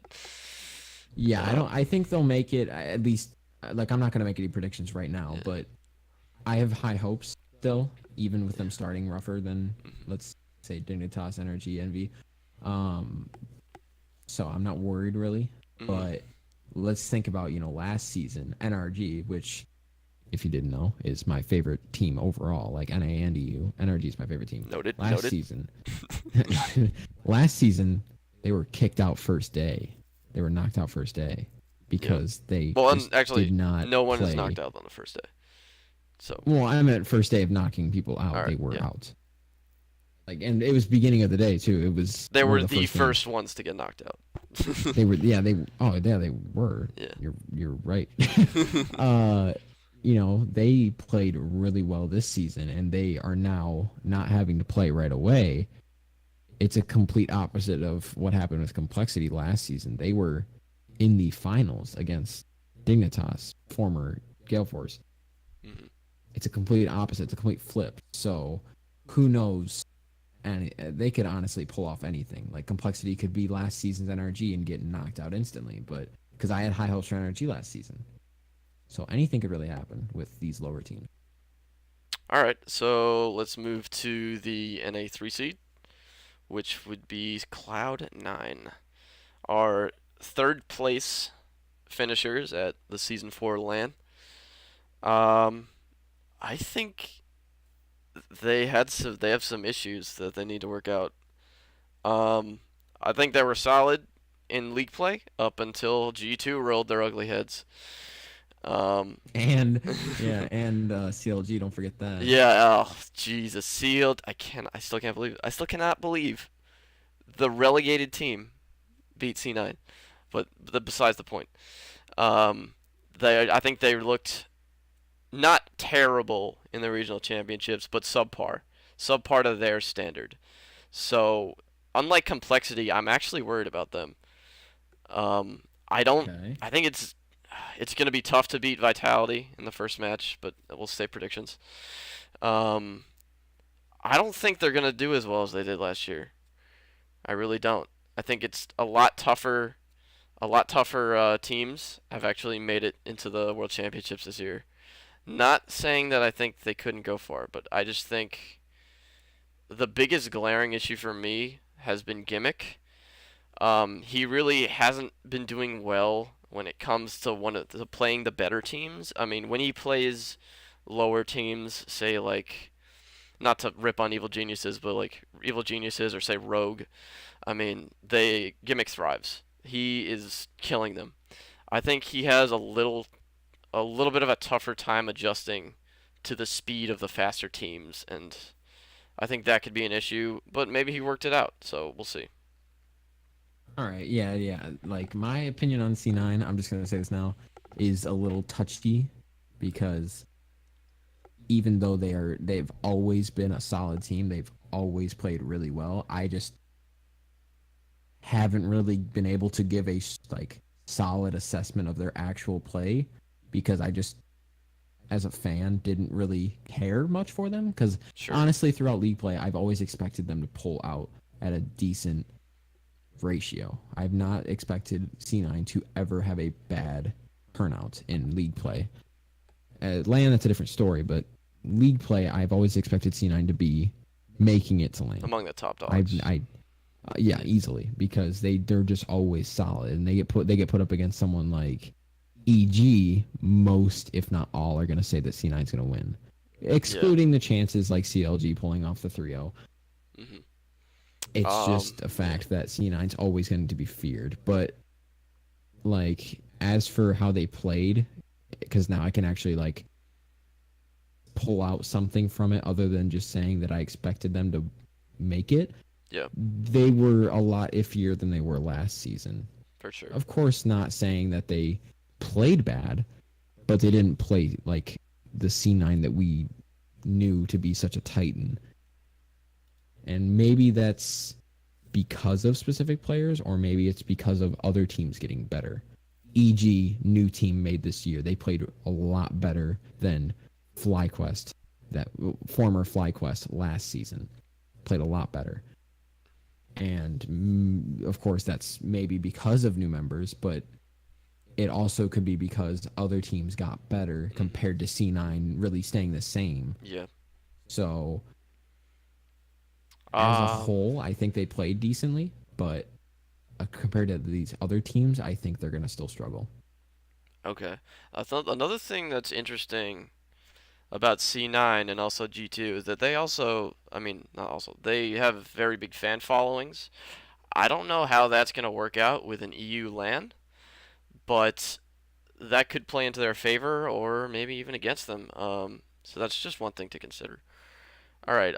True. Do you want to introduce us to our EU3 seed? I'll be right back. I'll be just a couple seconds.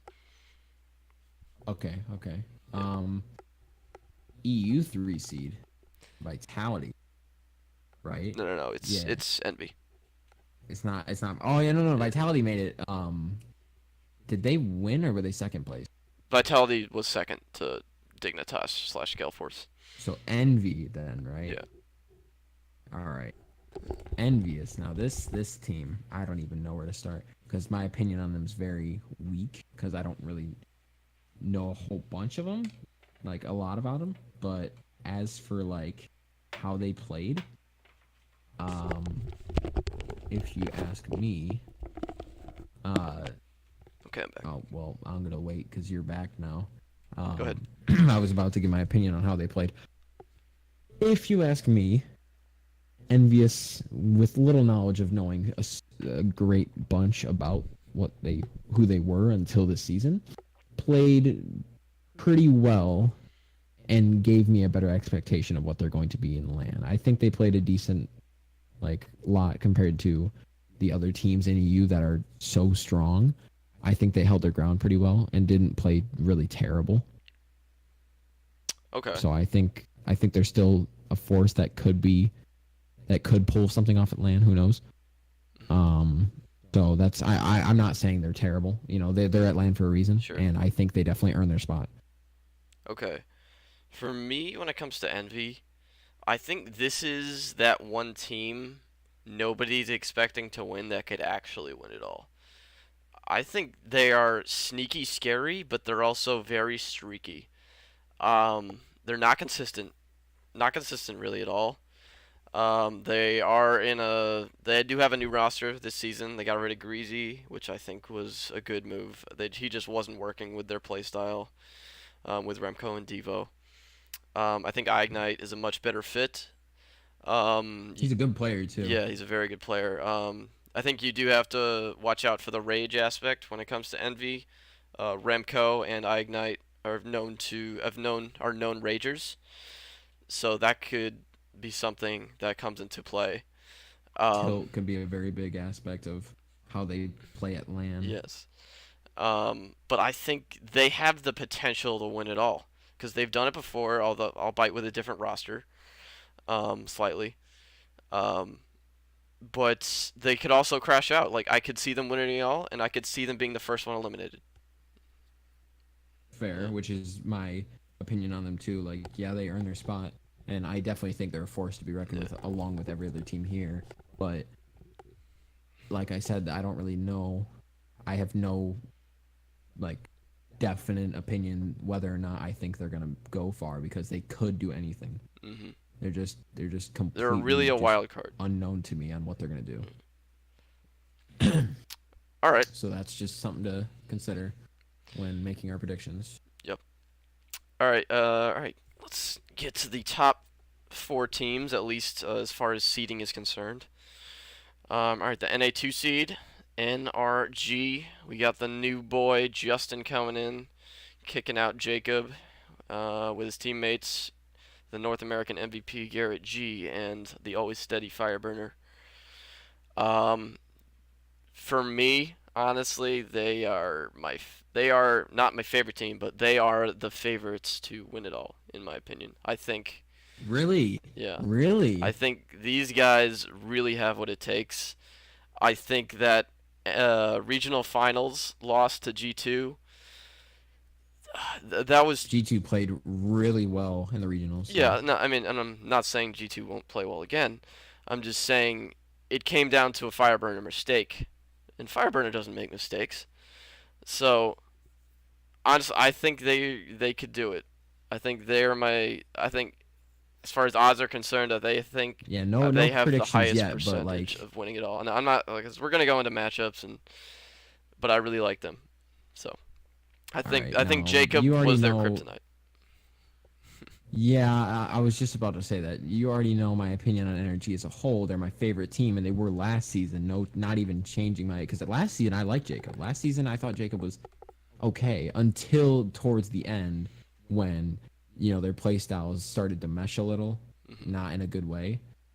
And I didn't really notice it as much as everyone else did. The fact that Jacob just wasn't working. I liked him, but Yeah, I definitely see that now how much of a hindrance he might have been when they added Justin, this powerhouse yeah, striker player, compared to Jacob was more of a solid middle ground player. He wasn't yeah, the strong attacker and he wasn't the strong defense, of course. He was that more middle ground. And they swapped their positions around now where Garrett G is more of just the playmaker. Justin's of course the flashy scorer that people have known and loved. hmm, And Fireburn is always that guardian, that defense that's just held it really yeah, strong. And I think it worked really, really well in league play this season. I yeah. loved it. I For th- one, they were the highest ratio, almost perfect season, all the way up to yeah, regionals, which I thought was that made me happy, obviously. And now they're going to be tested to see if they can make up the mistake they made in LAN last season. And I definitely think with this new roster, they have a very good chance. all right. And my thing is with when we're comparing Justin and Jacob, they're both known as very flashy players. Can we agree on that? Yeah. Yes, somewhat. Um, the thing is with Jacob is that he would bring his flashiness into competitive play, which honestly I think kind of hindered NRG. He would like sometimes he would make nutty stuff happen, but sometimes when he didn't, he might leave his team a little vulnerable to score. I think Justin is obviously known as a very flashy player, from his streams, and he's absolutely insane. But I think he tones that down when he's playing competitive. He just goes for solid play. So I think that's the biggest difference when it comes to Justin and Jacob and why Energy are doing so well this season. Yeah, I definitely think that comparing when you compare Justin and Jacob, Jacob didn't really change his play style as much as he just played a little tiny bit more serious. Yeah. And Justin completely switched up how he played instead of doing that, famous squishy muffins type of just really good, really flashy shots that people don't expect to more of just being a solid teammate and knowing when or when not to go for solo plays. And it fit really well with Energy's style because Garrett G, veteran player, knows how to work around play styles. Yeah. And Justin it wasn't a problem, more of just, okay, well, I know how this guy plays. Let's work around it. So he played well with Justin's play Mhm. style. Fireburner played well with just about anyone, really. He Yeah. just knows how to fit his position because he's always having the same position. Mm. And I just think it worked perfectly. The chemistry was just phenomenal this season. And LAN is going to be a really, I think it's going to be a good move for them. Like they're not going to have trouble. Maybe. Who knows? Yeah. Nobody really does. All right. That's enough about NRG. Let's go to the EU2 seed, which is Renault Vitality. We got the Former old Mocket. Mocket team from season 4. Freaky. Same roster, right? Yeah, same roster. Freaky, Fairy Peak, and Pashy. Um, I don't really. This is the one team I really don't know what to think about because I really like them. I think they could. I think they could go far. I even think they could win it. But like, they did really poorly at last season's LAN. Um, but they've always seemed like a really steady team, and I think especially this season in league play, they really proved themselves as a solid team. Last season league play, I didn't think they were at all. Um, Freaky, in my opinion, has improved a lot this season. Last season, I was thinking he was going to get kicked. I really was. Um, I think he's really stepped it up this season. I think he was even Player of the Week one week, if I'm not mistaken. Um, but yeah, I think if Vitality is going to go far and maybe even win it, I think Freaky has to be solid. If Freaky reverts to his old play style of making mistakes, not saying everyone doesn't make mistakes, but he made more. Um, I think unless he reverts to his old play style, I think they can really take this one far. And I agree with you. I really think Vitality is. It's almost as if when they changed their brand, they played completely different from last season. Yeah. I didn't see Mocket last season as anything to double take at and like actually be like, oh wow, these guys actually have a chance. I actually thought they weren't anything at all last season. I thought they were just one of the many decent Yeah. pro I thought they were EU lucky to teams. get to land last season. Now, this season, like I'm excited to see how they play against for one C9. I don't know how that's gonna work, so we haven't seen it yet, obviously. Yeah. I'm last season I didn't even bat an eye at them getting knocked out. Now I want to know, like I'm really excited to see how they play because of how they played in league play compared to last season's league play. I mean honestly I want to bring up specifically Fairy Peak. Huge step up from last season.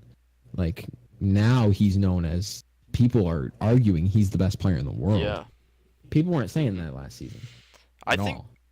I think his level of improvement from last season is definitely noticeable, but I think is not as significant as his level of improvement from season 3 to 4. I think that was huge because season 3, when they made it to the finals against Northern Gaming, when Fairy Peak was with Make, with K-Dop and Mystic, Fairy Peak was easily the weakest player on that team, but he is easily the strongest player on his team now. Yeah, that's Yeah. that's definitely something I can agree with you with. All right. Um,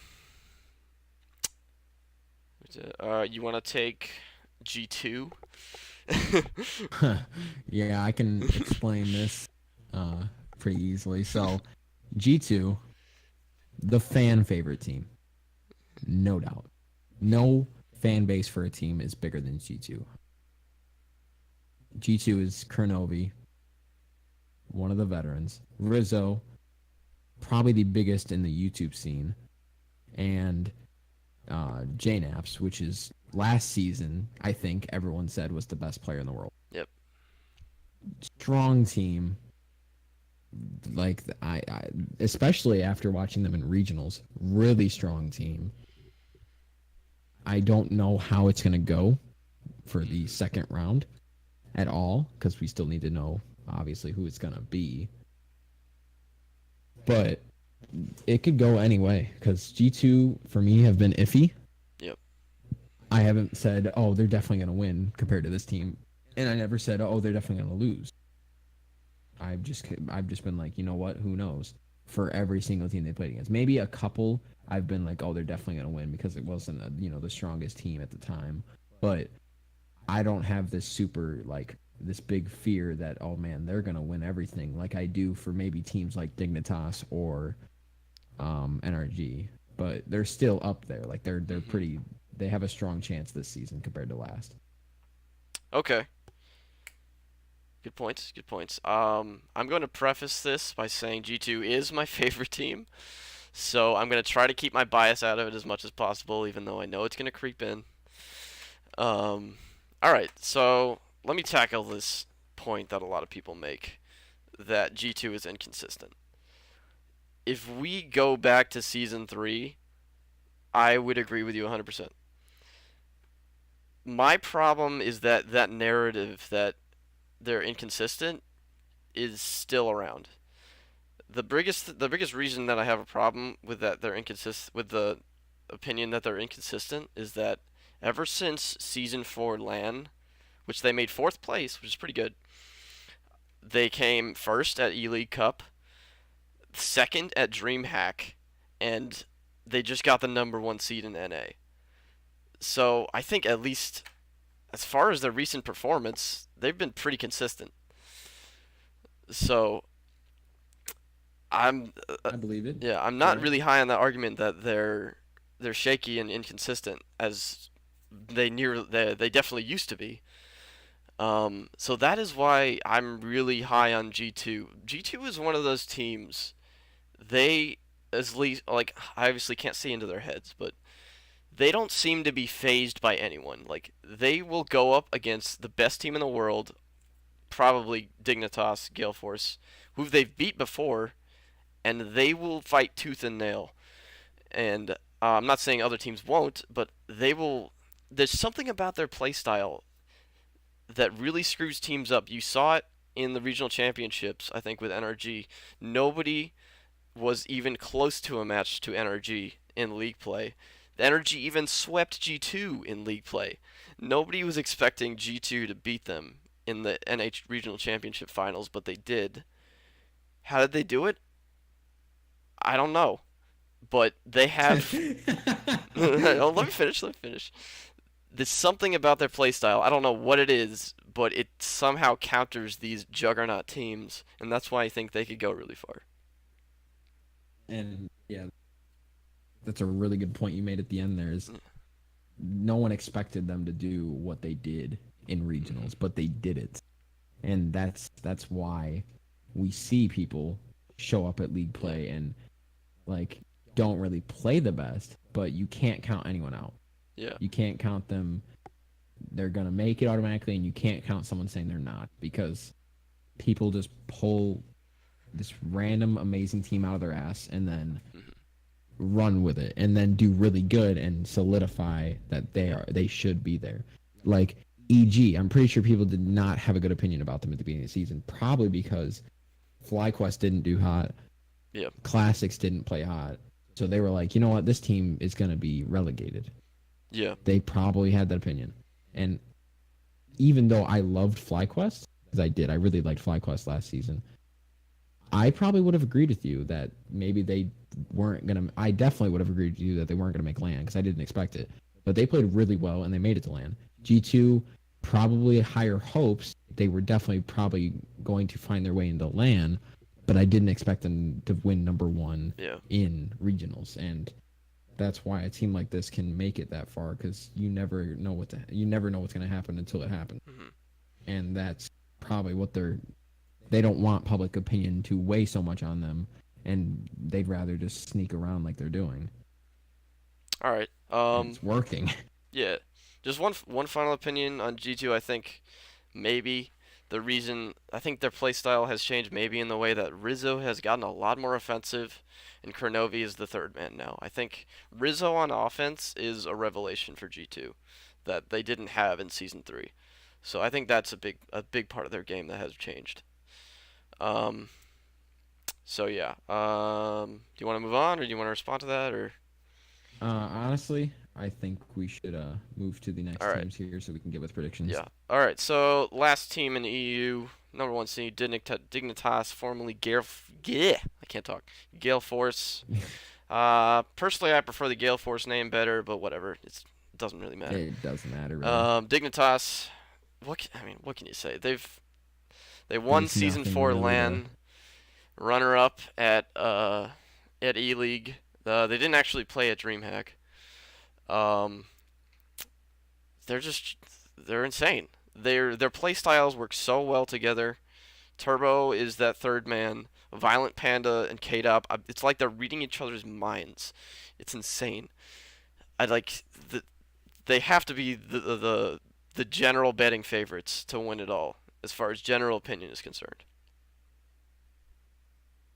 Yeah, and honestly, I'm gonna start by saying that they've been almost unbeatable. Like I've said that I've expected good out of C9 no matter what, but like when it comes to LAN, maybe not. This team, there's no question I'm expecting big from them, and if they don't pull out anything good, I'm going to be very surprised. I'm not gonna, bring my own opinion in and say that like my bias and say because I don't really like them as a team, but they're definitely strong and they're definitely going to pull something no matter what anyone thinks. Yeah. Like when we get into predictions, who knows like what's gonna go against what until the actual land comes. But I'm expecting them to make it far regardless. All right. So let's real quick touch on the two OCE teams. We got Chiefs here as the number one seed. I think they could make some upsets. I don't think they're pushovers. I think they proved that at last year's LAN. I think they could definitely beat some good teams. I don't think they can win it all. I definitely don't. But I think they could make it decently far.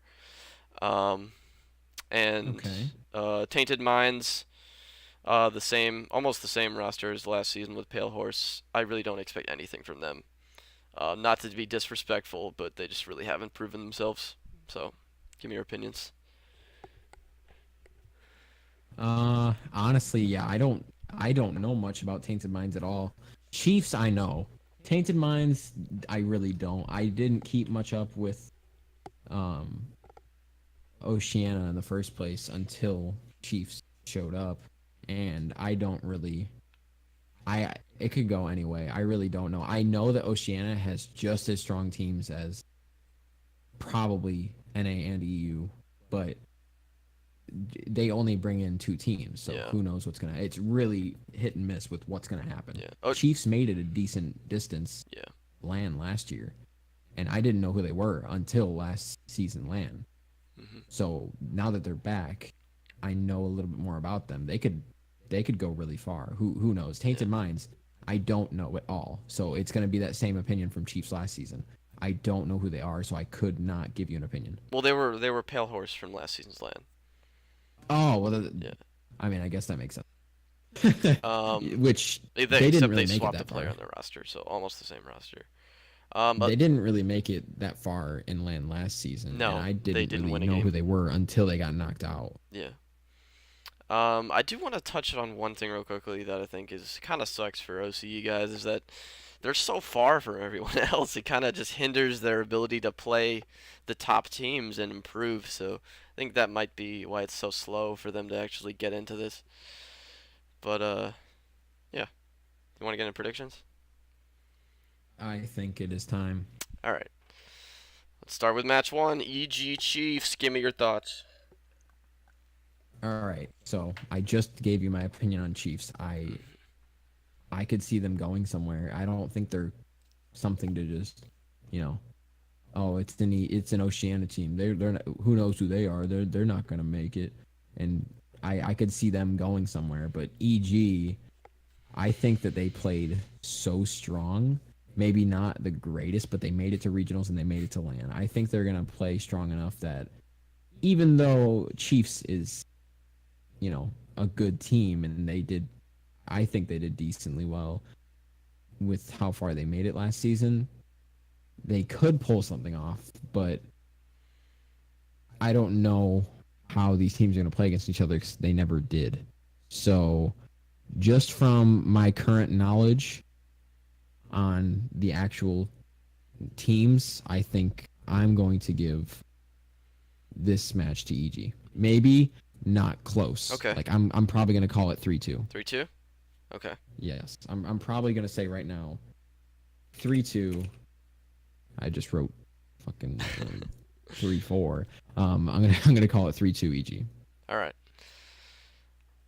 This is a tough matchup for me because I'm really high on Chiefs, honestly, but I feel like their peak is like maybe just a little bit better than EG, but I feel like EG's peak is definitely higher.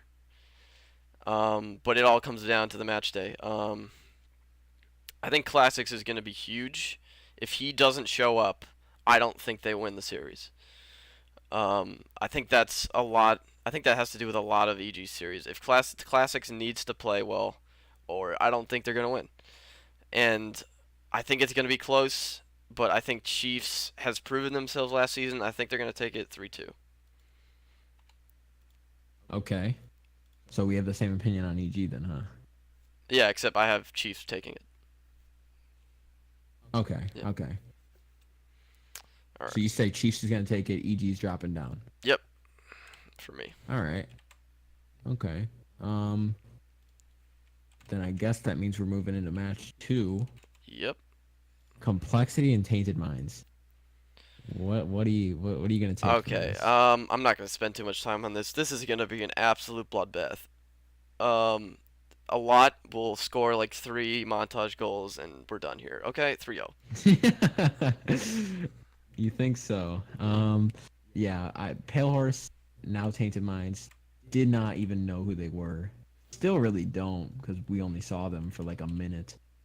Complexity, I want them to, like, honestly, I'm bringing my biased opinion. I want them to make it, and if they don't win against a team that barely even did anything last season, land, Mm-hmm. I I'll be disappointed. So yeah, I'm giving this 3-0 Complexity, honestly.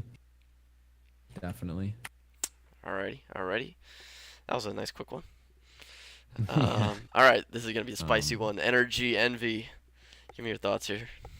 See, now this is where we're getting into these round two matches, and they're all going to be somewhat close. Yep. Maybe, depending on how it goes. Energy, though, the greatest, they were the highest win rate team this season. They as for NA anyway, Mhm. they played well enough to like beat any team and confidently say they could during league play. So with a team like Envy, which didn't show up as much as Vitality or Dignitas or even Complexity, really, even with the current seeds that they're in, I think Complexity still outplayed Envy when it came to like just overall teamwork. Sure. I think the NRG is going to take this. Probably, I'm not calling it 3-0 definitely because Envy still has something to show. Gotcha. But as for the full match, I'm gonna go 3-1 Okay. because I think Energy's still got the team experience that they maybe not team experience as much for all three of them, but for this whole season, they've learned how to play with each other's play styles faster than any other team, if you ask me. Justin fit in like a glove to their play styles Mhm. and showed really how this team is supposed to be. So I think against a team like Envy, who maybe didn't have a strong enough start, but still made it, I don't think they're going to be able to keep up. Okay. All right. This is an interesting one. I don't expect Envy to be slouches in this tournament. I expect them to come out guns blazing. They have never disappointed, at least from my memory, at a LAN. I guess you could argue DreamHack that didn't do so well, but they literally had just formed that team. So I'm gonna give them a pass True. on that. Um, Energy Envy. I think Envy's gonna give him a hard time, and I think Energy. I think Justin's maybe gonna have a little bit of a tough time first time being on that big stage. I think Energy's just gonna pull it out though. I think they just have too much talent over Envy. I think it's gonna be close. I'm gonna give it to 3-2 Energy. Okay, 3-2. All right. Yeah.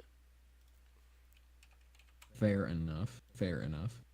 Um, I don't really have much more of an opinion to say on that current match, but All right. now I say we talk about match four, obviously. Match four. Vitality C9. I've been waiting. I'm excited to talk about this because this is gonna spark some conversation. Um, For me, this is the first match of the tournament that whoever loses, it's gonna be a crushing loss. you I think both teams have enough like build up and hype that who does lose, it's going to be really hard Yeah, to I think like whoever loses take. is gonna not necessarily crash out, but like I'll say not make top four.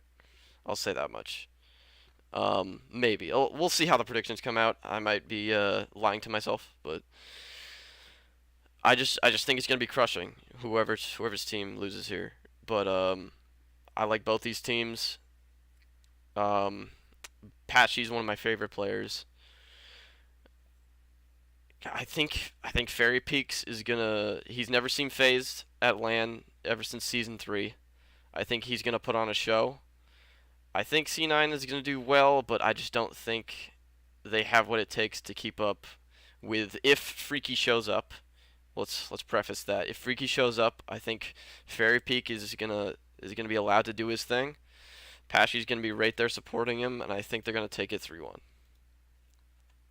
Okay. Well, as for my opinion, when you compare Vitality and C9, to me they're completely different teams. Okay. C9, we've known all three of them to be like really solid, but not all of them to be like way better than each other. They're all a solid team and they know how each other works to the point where it feels like they're all the same player. Vitality is a lot different because Fairy Peak are arguably the best player in the world right now. You know, Freaky and Patchy aren't, and people don't talk about them, but they're still really good players. But they play a lot different from each other, if you ask. Like Fairy Peak, like really solid, strong striker and just decent defense all around too. You know, Patchy and Freaky maybe weighing more on one's good at defense, one's good at offense. You don't really see that huge balance between those two players Sure. compared. But that doesn't mean that Vitality is going to fall off compared to C9 because they have that one, that momentum, and two, they're all like good in their own right, maybe not as balanced as C9, which I think is a good thing. I think Vitality, the fact that they're a lot more unique and like have more variety with their playstyle, is gonna throw off C9. I think that they're gonna, make a lot more unexpected, unique plays, and it's gonna throw off how C9 plays, and they're gonna have to work around it, change up their structured, always fast, always, passing style, if that makes sense. So, my opinion, I'm definitely calling this a close series, no doubt about it. But I'm saying 3-2 Vitality. All right. So I think we've agreed on the winners of 3 out of the 4 so far, so not bad. All right. So let's not waste any time. Match 5, Dignitas and Chiefs. Well, about this one, this is hard for me because I think I'm really waiting for that moment when an OCE team takes it to a European team. Because fun fact, an OCE team has never beaten a European team, at least at a big stage in a real tournament. From the best of my knowledge, at least. The problem is that it's Dignitas. Dignitas, defending world champions, they don't fuck around. They're not gonna go easy on you. Though honestly, I don't. But let me say this real quick. I don't think Dignitas is gonna give them any respect either. So that could play to Dignitas's downfall. Because I think Chiefs they're the real deal. They know how to play. But I just don't think it's gonna be enough though. I think Dignitas is too strong. I think they're gonna take it. Um, I'm gonna say. I'm gonna say 3-2. I'm gonna say 3-2. I think Chiefs is the You real think deal. 3-2? I'm gonna say 3-2. I think Chiefs might, because remember it's Dignitas's first match of the tournament. I think they might take them all the way. They might have a chance to win, but I think Dignitas will pull it out. Okay. Now, since I have a different opinion on the first match round, I'm not going to comment on Dignitas Chiefs That's because fine. Yeah, that makes sense. I have Dignitas EG. So I'll just state what I think of what would happen, what's going to happen in this. So I'm still giving it to Dignitas because it's Gale Force. I mean, they won LAN and they didn't change who they were because of a new brand name. They're just getting better. They just keep improving. Turbo's won twice. He wants to win a third time. He's not giving up. So I think they're gonna blow out EG. Honestly, like EG played really well. Classics, really aggressive, really good player. but they're on a completely different plane compared to Dignitas. Like it's just to me, it's just no question. Like I like EG, I like them a lot. As all of them as players, they're all good. Maybe Chrome needs to, it's his first land. He needs to Sure. show up, but it's just they Dignitas have been here before. They know what they're doing. They're more than ready. So if it is EG Dignitas or if it's Chiefs Dignitas, I think we both have the same opinion that Gale Force or Dignitas, they're gonna take it. Yeah. I'm actually saying 3-0 All right. compared to EG because they're just on that level. Fair enough. If it was EG, I think it would be a more of a margin of a matchup. I don't think it would be 3-2, but Okay. I feel you. Okay. Yeah. Okay. Hit me with it. G2 complexity. G2 complexity. Oh, I don't even know how to. I honestly could not give you my 100% prediction, but I'm gonna have to give you one right now. So G2, they had the momentum. They have this. Of course, they have this huge fan base. They've been here before. Both teams have. Last season, complexity, method actually made it way farther than G2 did. They made it all the way to the end, Well, grand is finals. second way farther than fourth? I mean, when you count how many matches are played, yeah. All right, fair play. Go ahead. Maybe not way farther. I guess I did kind of over exaggerate, but they made it a lot farther, I guess, compared. They made it all the way to the end, and G2 We'll say obviously significantly didn't. farther. Significantly, yeah. But this season they were a little iffy. Played great in league play, but when it came down to regionals, it showed who really deserved to be in a higher seed than the others. So I don't really know, honestly, as a prediction. G2 might just outplay complexity because complexity is just out of their element right now. But complexity, because of their just their play style and their structured like passing, Hmm. it might go to them because they just, for one, a lot has never really not been expected to pull something off at least every series, and he's really trustworthy when it comes to his teammates. Like Magnus and Metz, they know that he'll go for a pass if he's given it, and he won't really. He'll at least do something with it if it's not on net. And I think that's kind of something that G2 should be afraid of, Hmm. is that each player is able to pull something off when they have the ball, Okay. unless like if they're given. Here's what I'm gonna say: is if complexity is given too much room, they're gonna take this, no doubt. If G2 plays really aggressive and shuts that structured, like just it's almost like a machine when it comes to complexity. If they're Okay. on this mentality and the cogs are moving, they're unstoppable. But if the cogs get, you know, stopped, something halts production, then that might turn the tides over to the team that's a little more sporadic and not really structured. Because G2 isn't, Rizzo just completely unpredictable with whether you're getting bumped, whether you're, getting faked. Kronovi just strong from a distance, strong up close, and JNaps just who knows what he's going to do anymore. Hmm. It maybe the tides will turn. So I don't really know.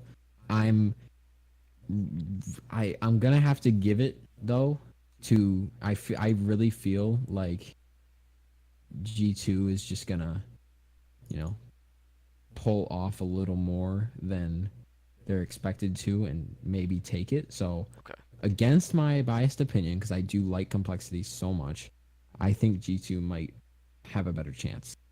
So All right. definitely Interesting. 3-2. Interesting. Nothing. Definitely not 3-1, 3-0. It's gonna be 3-2 no matter which team. Okay. But I'm giving it to G2 because they just had better. They had a better season. Okay. All right. Uh, this is tough for me. This is really tough for me because I love G2, but they might have got shafted a little bit. That complexity like did so poorly in the EU regionals. You know what I mean? Yeah, that they Um, just maybe they purposely were like, you know what, we want to get put against the yeah, we'd we want rather to get get put put against against the G2 than NRG. yeah. Um, this is gonna be a hell of a matchup. I think I like you were saying, G2 has that play style that counters the big juggernaut teams really well. I think they're gonna do it. But I don't think it's gonna be easy in the slightest. I think Not complexity, not at all. huh? I said not at all. Yeah, I think complexity will definitely show up. A lot's gonna be there. Magnus is gonna pass to him. You got Meta in the back, and it doesn't really necessarily work like that for complexity. They can all do anything. Um, but a lot, everyone knows a lot as the crazy scorer. The most, yeah, and Yeah. if anything, he's probably the most trustworthy when it comes to a teammate. Mhm. And if you want to get biased with it, a lot's my Yeah. favorite EU player. I just love watching him play. So Yeah. if he doesn't show off what he should and what he's expected to, I think that's one of the players that isn't unexpected. Like when it comes to what Uh huh. people want, when people see a lot, they see, oh, he'll do good regardless of if they win or lose. That's really how all three players Sure. are. But like a lot's like the flashy one, so people are like, oh, okay, well we're gonna see big things from him. Even if they end up losing, it'll be close. So if a lot doesn't show up, Mhm. then they're not gonna. That whole team falls apart because Yeah. they're not uneven, you know. So Yeah. I feel like G2 is gonna make that uneven. They're gonna make it happen. Okay. All right. So to kind of wrap this up for me, my biggest concern when it comes to G2 is got to be the performance of Kronovi. If Kronovi's not there, it probably means he made a really bad mistake and let a goal in. And I'm not worried about that with Rizzo and JNaps because I really haven't seen that much from them. If Kronovi shows up, I think they will take it. I'm going to give it 3-2 to G2. Okay. Okay. Yeah. Fair. Fair. I feel like their momentum is definitely just piled on as the regionals came up because G2 wasn't, you know, in the spotlight. They were just kind of like expected to at least make it to LAN. Yeah. So when they made it to regionals and won, that only made the hype for the fans more, Mhm. and for them, it just got them And prepared. G2 has that crowd right always behind them. I've Definitely. seen interviews with Rizzo saying it actually does help him a lot having that crowd behind him. So I think G2 thrives on LAN, and I think it's gonna be close. But they're gonna take this one. All right, Okay. moving on. Match 7. Dignitas Energy. This is really tough for me. This might be the toughest one so far. It's only gonna Yeah. get tougher This too. is. Oh my god. This So is. let me just get here that Dignitas. Sorry, say that again. I'm just getting it in so that like in the bracket so that it says Oh, okay. Energy Dignitas. Gotcha, gotcha. Um. All right. So Dignitas Energy. This is gonna be. I think both teams are gonna be on. I don't think anyone's gonna be slouching. I think it's gonna be. I think it's gonna be insane. I think it's gonna be. I'm expecting extremely tight matches every single game, overtimes. Um, every single game, maybe, but we'll see. It gets kind of weird with that, but there's not much to analyze here. I think it's just like two. I think the best team from NA and it's the best team from EU, and they're just going at it. Energy Okay. has taken down big EU teams before, albeit it was back in season 3 with Flipside. Dignitas has had a history of losing to those really good NA teams when it matters most, um, a la G2 at E League. So this is really hard for me, but I gotta go Energy 3-2. Okay. Okay. I just think I'm Now, too high on Energy for them to lose right now. Okay. um, honestly, my opinion, I just did this. Honestly, my opinion, when it comes to how these two teams play, we know for a fact Dignitas or Gale Force just unstoppable. They've always been unstoppable. And Mhm. NRG though, they haven't showed up and played as well as really I don't think ever as like this as they ever have as they have this season. So I have really high hopes for how this match will turn out if it does happen. And I think this may or may not be the one season that Energy does knock Dignitas to the lower bracket. Or like someone knocks them to the lower bracket Sure. because they haven't. They have not been lower bracket in RLCS at least. So I'm, of course, biased opinion entering. I am hoping for it, but I think it's going to happen. I think it's going to go Energy 3-2. Of course, Dignitas or Gale Force, unless a fluke happens at LAN somehow, Yep. they will put up a and they will win more than one game. But I think Energy's just they got the dream team right now. I love Justin Garrett G, Fireburner. I like as a whole, them three how they play, I feel is just really strong. And Garrett G for one just plays out of his mind this season. Last season, he's never been the odd man out when it comes to how he plays against other teams. So I feel like if anyone's up to the task, it's Garrett G against this titan of a team, Dignity. So 3-2 Energy. All right. All right. Last match of day 1. Match 8. G2 Vitality. What are you thinking? This one's iffy for me too. Honestly, like I said, G2's got that just really unexpected play style. But as I was talking about earlier, I also said that Vitality's play style variety is also just unique. So these two teams to me are kind of the same. Like I think they're the same type of team. And it's really hard to see who's going to win because of that similarity.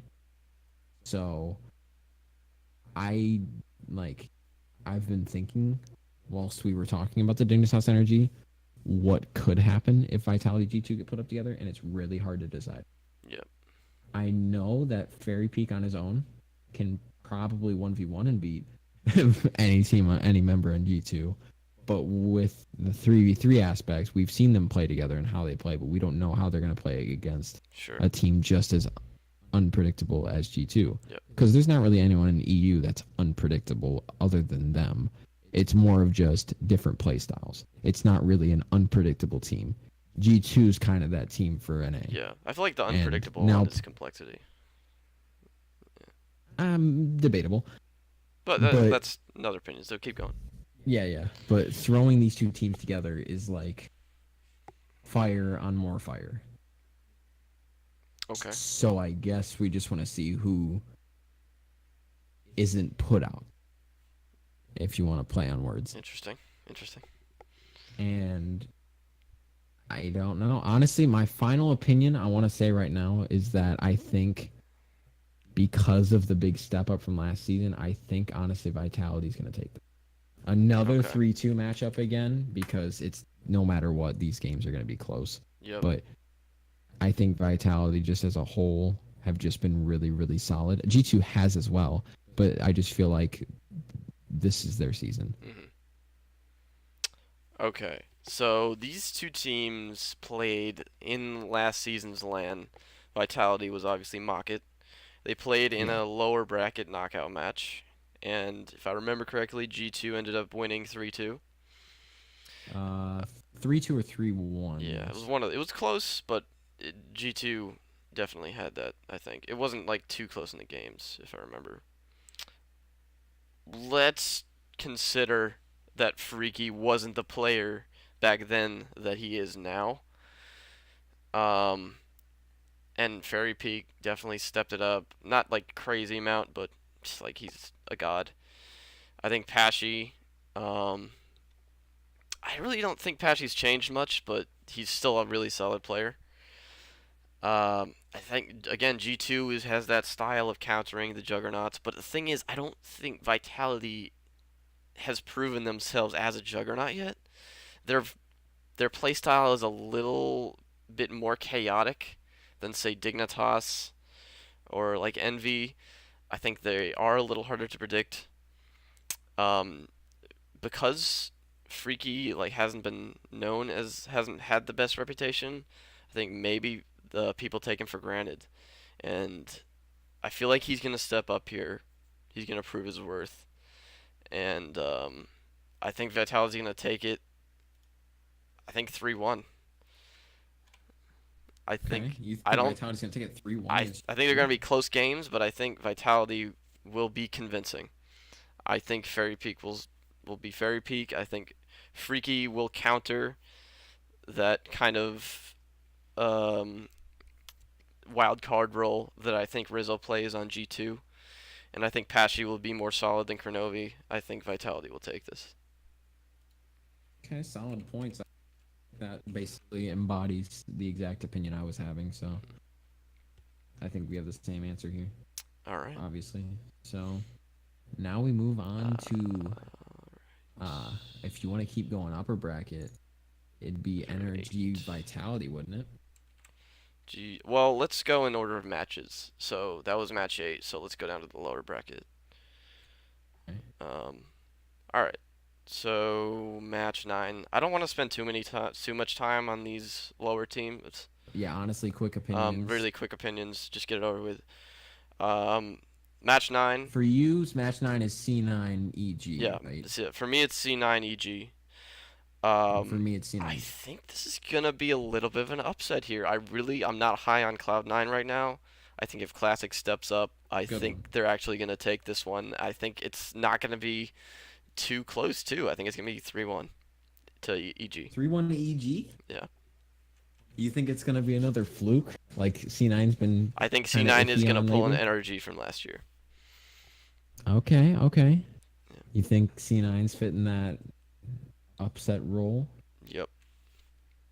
I mean, I in the have them sense for of them Chiefs crashing out. Yeah. against Chiefs, and I think since Chiefs, well, obviously for me, if they don't make it against EG, they're gonna make it somewhere. So I definitely feel that C9's gonna get knocked out right away too, but I think it's gonna be 3-2 because Okay. C9 is C9, and yeah, they haven't really made it far in LAN, but they still showed, last season they still showed that they were at least worth a little bit. Mhm. So I think they're gonna not, I think C9's gonna put up a fight, but Yeah. it's still gonna go. Whoever's against C9, C9's gonna get knocked. Gotcha. All right. Match 10. I don't want to spend too much time on this, but I, I've a feeling that Tainted Mind is gonna come out strong and win that first game, but then Envy's just gonna take over, and it's gonna be Envy's gonna be sayonara. Envy. Devo's Envy's gonna gonna be be Envy. Devo. I'm gonna give it 3-1 with Tainted Minds winning that first game, but I don't think it's gonna be close from there. I have the exact same opinion. Envy is going to show what they're worth more than TM's going to show what they're worth. Yeah. And that's just a given. Yeah, these teams, they're not because they're Oceania and that they're not used to this type of teams against, but more of the fact that Envy is just, they've made it to LAN and they've showed that they're at least like up there with the bigger teams. Yep. And when in EU, that's pretty tough to do. Mhm. So I think that Envy's going to show that they deserve it, and they're going to keep going. All right. Match 11 for me is Complexity EG. I'm pretty sure it's Complexity Chiefs for you. It is. Complexity EG. This is definitely not the toughest matchup, but I just think Complexity is too good to let EG get past them, even with Classics doing his thing. I like EG where they are. I kind of wish they would get a little farther, but I just don't think they can get through all these amazing teams. So I got to give it to Complexity. Oh man, I'm gonna go. Okay. I'm gonna go 3-0. 3-0. Okay. Yeah. So you think this powerhouse machine team Complexity is just they're just gonna roll right through them? They're just gonna steamroll EG. I think they are. I think they're gonna steamroll. I actually another very similar opinion when it comes to even Complexity Chiefs. I think Complexity is just when given the right opportunity, they're kind of unstoppable. Of course, excluding teams like, G2, Yep. NRG, Dignitas. They're kind of a Titan team when put up against the right other team, if Yeah. that makes sense. So Mhm. I'm going to give it 3-0 as well against Chiefs. Knocking for you, EG, for me, Chiefs out Yeah. because just complexity as a whole are just a little too strong for a lower bracket. All right. That's that. Match 12 for me, it's Chiefs Envy. For you, I'm pretty sure it's EG Envy. Yeah, yeah. All right. So, Chiefs, I love you guys, but I'm afraid it's the end of the road. Uh, Envy has been known to go on these runs, and I'm not saying they're gonna go all the way to the finals, but I think they're gonna get through Chiefs. So, I'm gonna give it 3-1. Now, for me, since it's EG Envy, I feel like these teams are kind of on the same skill level in my opinion. Of course, that's at this point in our predictions, that's a lot different from what you would. But Yeah. I feel EG and Envy just have played just about the same level. Like they haven't played the greatest, but they played well enough to make it to regionals, made it to LAN, so Mhm. they're here. So they have both played like pretty well for their region, but as for overall, they haven't played as well as some of the other teams that are in the upper bracket still. So I feel honestly that EG is gonna honestly I don't know. EG and Envy both really strong, but both iffy. Classics Okay. plays really well aggressively. Corrupted G probably the strongest player on EG because of just his overall awareness. Chrome a little iffy. Envy, you got Devo, the flashier looking player. You got Remco and you got iIgnite. Remco just solid overall. iIgnite just really unpredictable. You don't Mhm. know how it's gonna go. So I don't know. I'm honestly I have higher hopes for how EG is gonna turn out and how Classics is just he's playing really well with his team, his new team, and I think that honestly I think EG is gonna take it 3-2 because I just believe All that right. they're they turned out a lot better than last season. Mhm. Okay. Risky choice for me, but I'm going with it. All right. Let's keep going. Match 13. Dignitas Complexity. Hit me with it. Well, rematch from finals last year. It's funny that we both put the finals contenders, the finals members Mhm. from last season's RLCS into the lower bracket round 3. Yeah. Like that's funny, but The Rocket League scene I think changes a lot. honestly, and this is Complexity's chance for revenge right now Yep. if this does happen. So it's going to be really close, obviously, but I really feel that it's just going to be. I honestly think it's going to be a repeat. I think that Dignitas or Gale Force are going to do what they did best last season and shut down this type of team because I don't really think Complexity's strong enough at adapting to other teams as, let's say, G2 and um, NRG. I think Mhm. that when it comes to trying to work around a playstyle they couldn't beat one game, they're not going to do it again. I think Complexity is a kind of team that works best in the right environment. So I think Dignitas 3-2 just because of how it happened last. All right. So I think this is a fun one because of it's a rematch of the finals. I think Dignitas is just. I think they're just too stalwart to go out at this point. I think if they crashed out now, they would be crushed. But Okay? I think Complexity is going to give them a run for their money. But I think Complexity might get a little too cocky here. Complexity has had a history of having really close series with Gale Force and just barely losing. I think they're going to be determined this time. I think they're not going to hold anything back. I think they're going to go up 2-0 and then they're going to get reverse swept. Okay. You see the confidence gain a little too strong for Yep, them. I think Dignitas down 2-0. They're gonna slap themselves in the face and steamroll. All right. So Dignitas moves up. Complexity out. Both have that same Complexity is opinion. out. Yep. So now we have, for me, EG moves up, and Yeah. For me, it's Envy. for you, Envy moves, Yep. and then the other team we have is G2. G2, huh? Yep. Wow. All Oh, right. okay. Well, You want me to start? you start because yours probably gonna be a decision. Okay. So, G2 and Envy. G2 is going to be probably really disappointed at themselves from that loss, but I know G2 is not the team that gets phased really, at least not anymore. I know they were previously, but I really think that G2 their mental toughness is really gonna play big here, and I think Envy is gonna crumble because they've had a history of not playing very well when the pressure is at the highest. Uh, I don't think Devo is gonna show up here. I think Remgo and Ignite make it a little frustrated.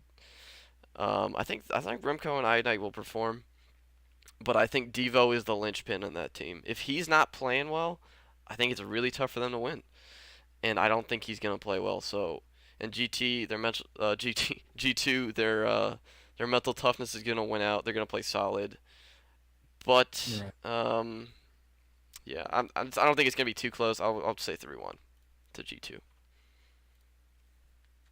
Okay, well, Yeah. as sad as it is, my explanation to be real quick here. G2 on just they're just faster than EG when it comes to everything really. Mhm. And so I think I'm just going right away 3-1 G2 because EG just even though they have a newer team and it's definitely better than it was by a long shot, it's not going to be good enough to deal with the unpredictability of G2 in this kind of setting. So, regardless, both of us are saying G2 moves up no matter who they're Yeah. against in this situation. Fair enough. Fair enough. Okay. I think next matchup, is the same for us. Dignitas G2. Yep, it is. It is. Um, E-League Cup rematch. I don't think no, they have played since then, and I think Gale Force won. Um, but that wasn't on a big stage. I think this is gonna be tight. This is gonna be super tight. It always is with these two. But I think Dignitas has it in their head. They're a little mentally phased by G2 just because of that E-League Cup loss. I think shit. I think they think this is the one team that can really shock us. And I know saying that I already have them losing to energy, but I still don't think they will. I still don't think they think they will lose to energy. I don't think that even comes in their mind. But I think it comes in their mind when they play G2. I think it's there because they have that history, and I think G2 will remain solid and just do that thing where they just have that counter-attacking play style of cutting off passes, not letting them breathe. I think it's going to be super close. It always is, but I got to give it 3-2 to G2. Okay. Yeah. Okay. Now, my opinion on this is a little different, but maybe the same. I don't know. G2 and Dignitas to me are a lot different when it comes to how they play and how they take momentum.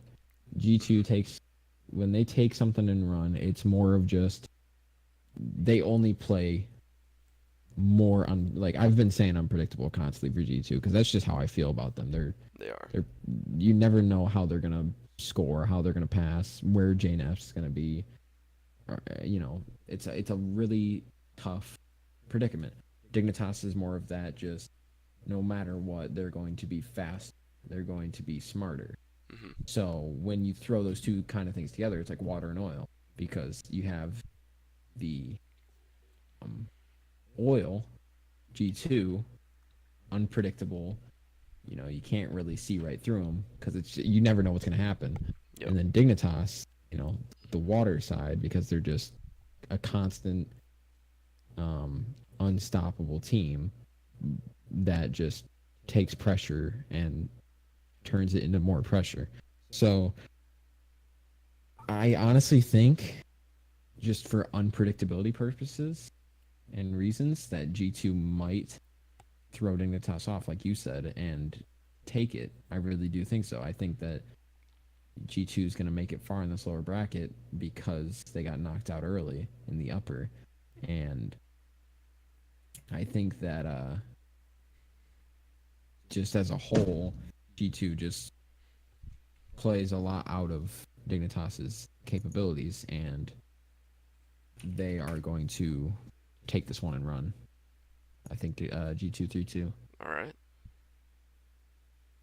Sounds good. Huh. Now I guess we should go back up to Back up to upper 16. bracket Yeah, finals. upper bracket finals. Okay.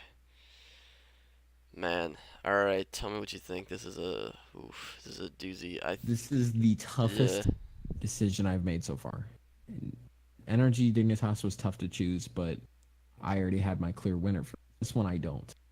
I don't have my clear winner, and it's the hardest one I've had to make because Energy's played out of their minds this season. Vitality has played out of their minds this season. They're both really, really strong, and they've showed they're both teams that have improved so much from last season that they deserve that, both of them.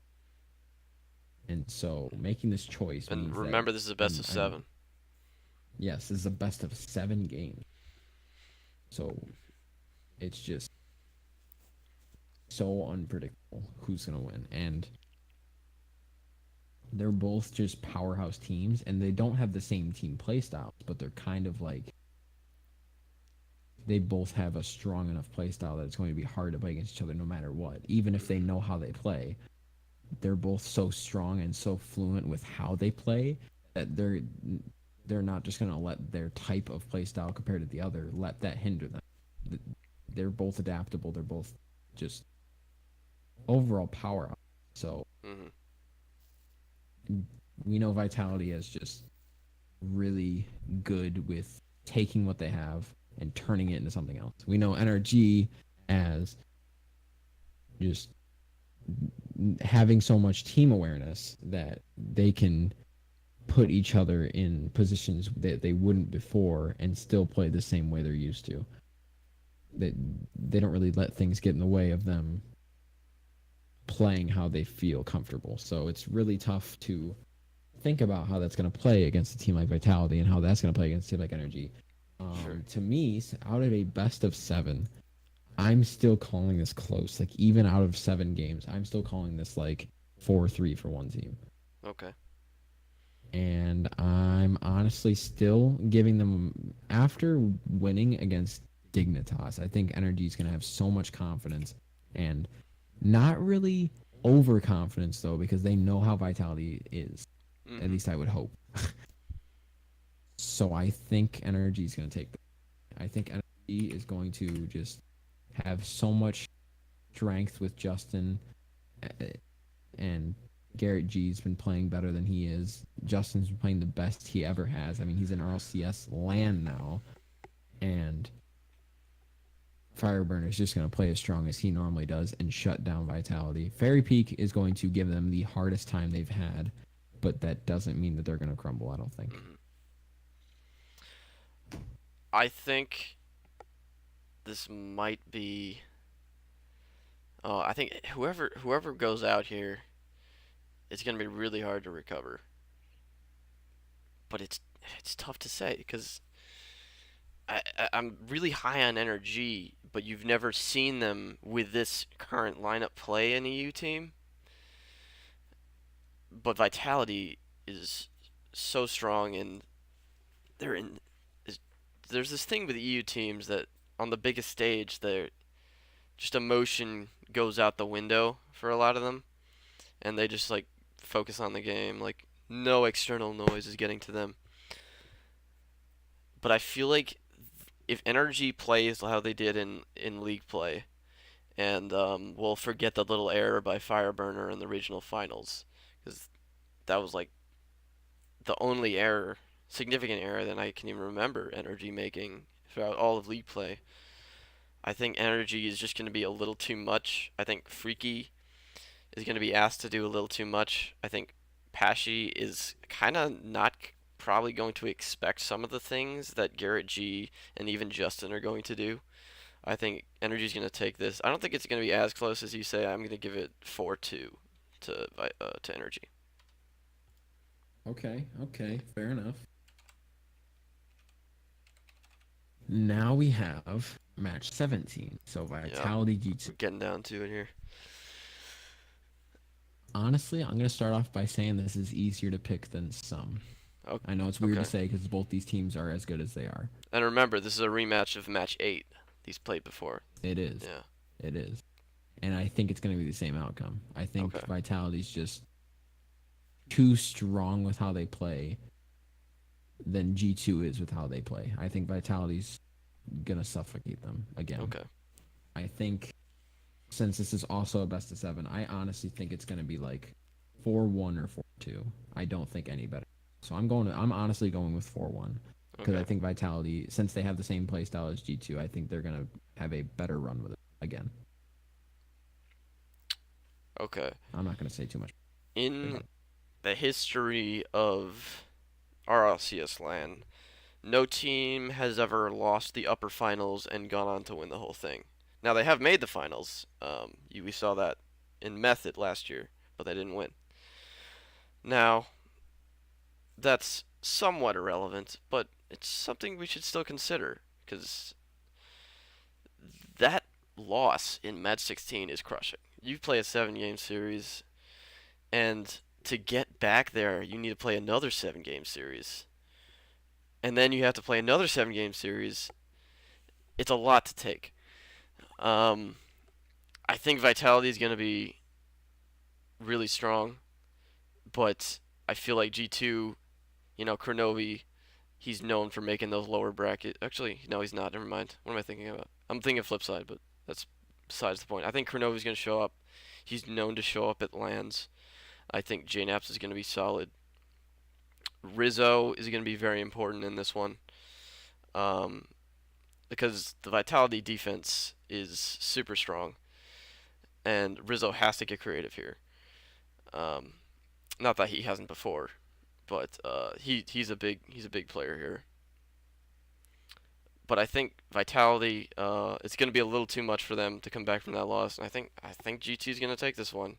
I think they're going to ride the wave, and I'm going to say 4-2. Okay. Yeah. G2 4-2, huh? All right. Yeah. So I'm calling an all NA final. All right. At an So EU you're LAN. saying NRG G2. At an EU LAN, yeah, you're right. All right, so this is where we get into the big stuff, huh? Yep. This is it. This is final. We have our final matchup set. All right, they're different though. So They are different. you want to go first? That's really big for us. It's really big that our finals are different. Crazy. I mean, it was kind of expected with how many teams we have. So we both have Energy in there. We definitely both have Energy. Yeah. I have G2. He has Vitality. Do you think Vitality is going to be able to match up again after playing 2 best-of-7s in a row? Honestly,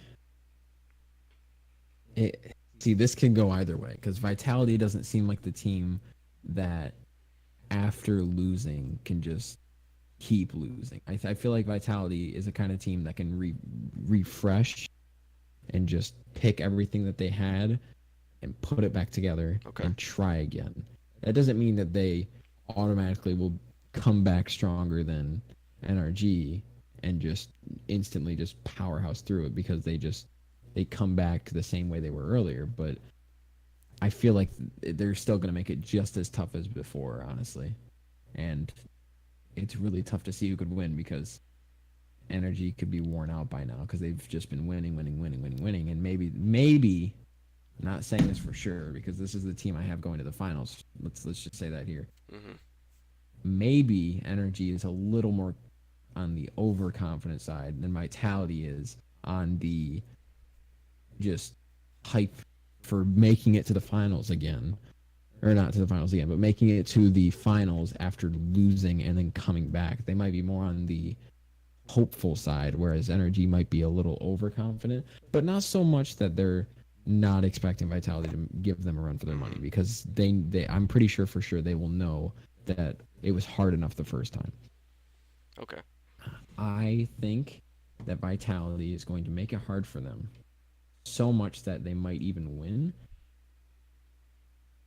And I think NRG, just from this constant pressure that builds up, I think they might end up crumbling. And Vitality, because of this underdog kind of just stereotype made out Mhm. of it, it might work. And I'm honestly going against my biased opinion because Energy is my team. Okay.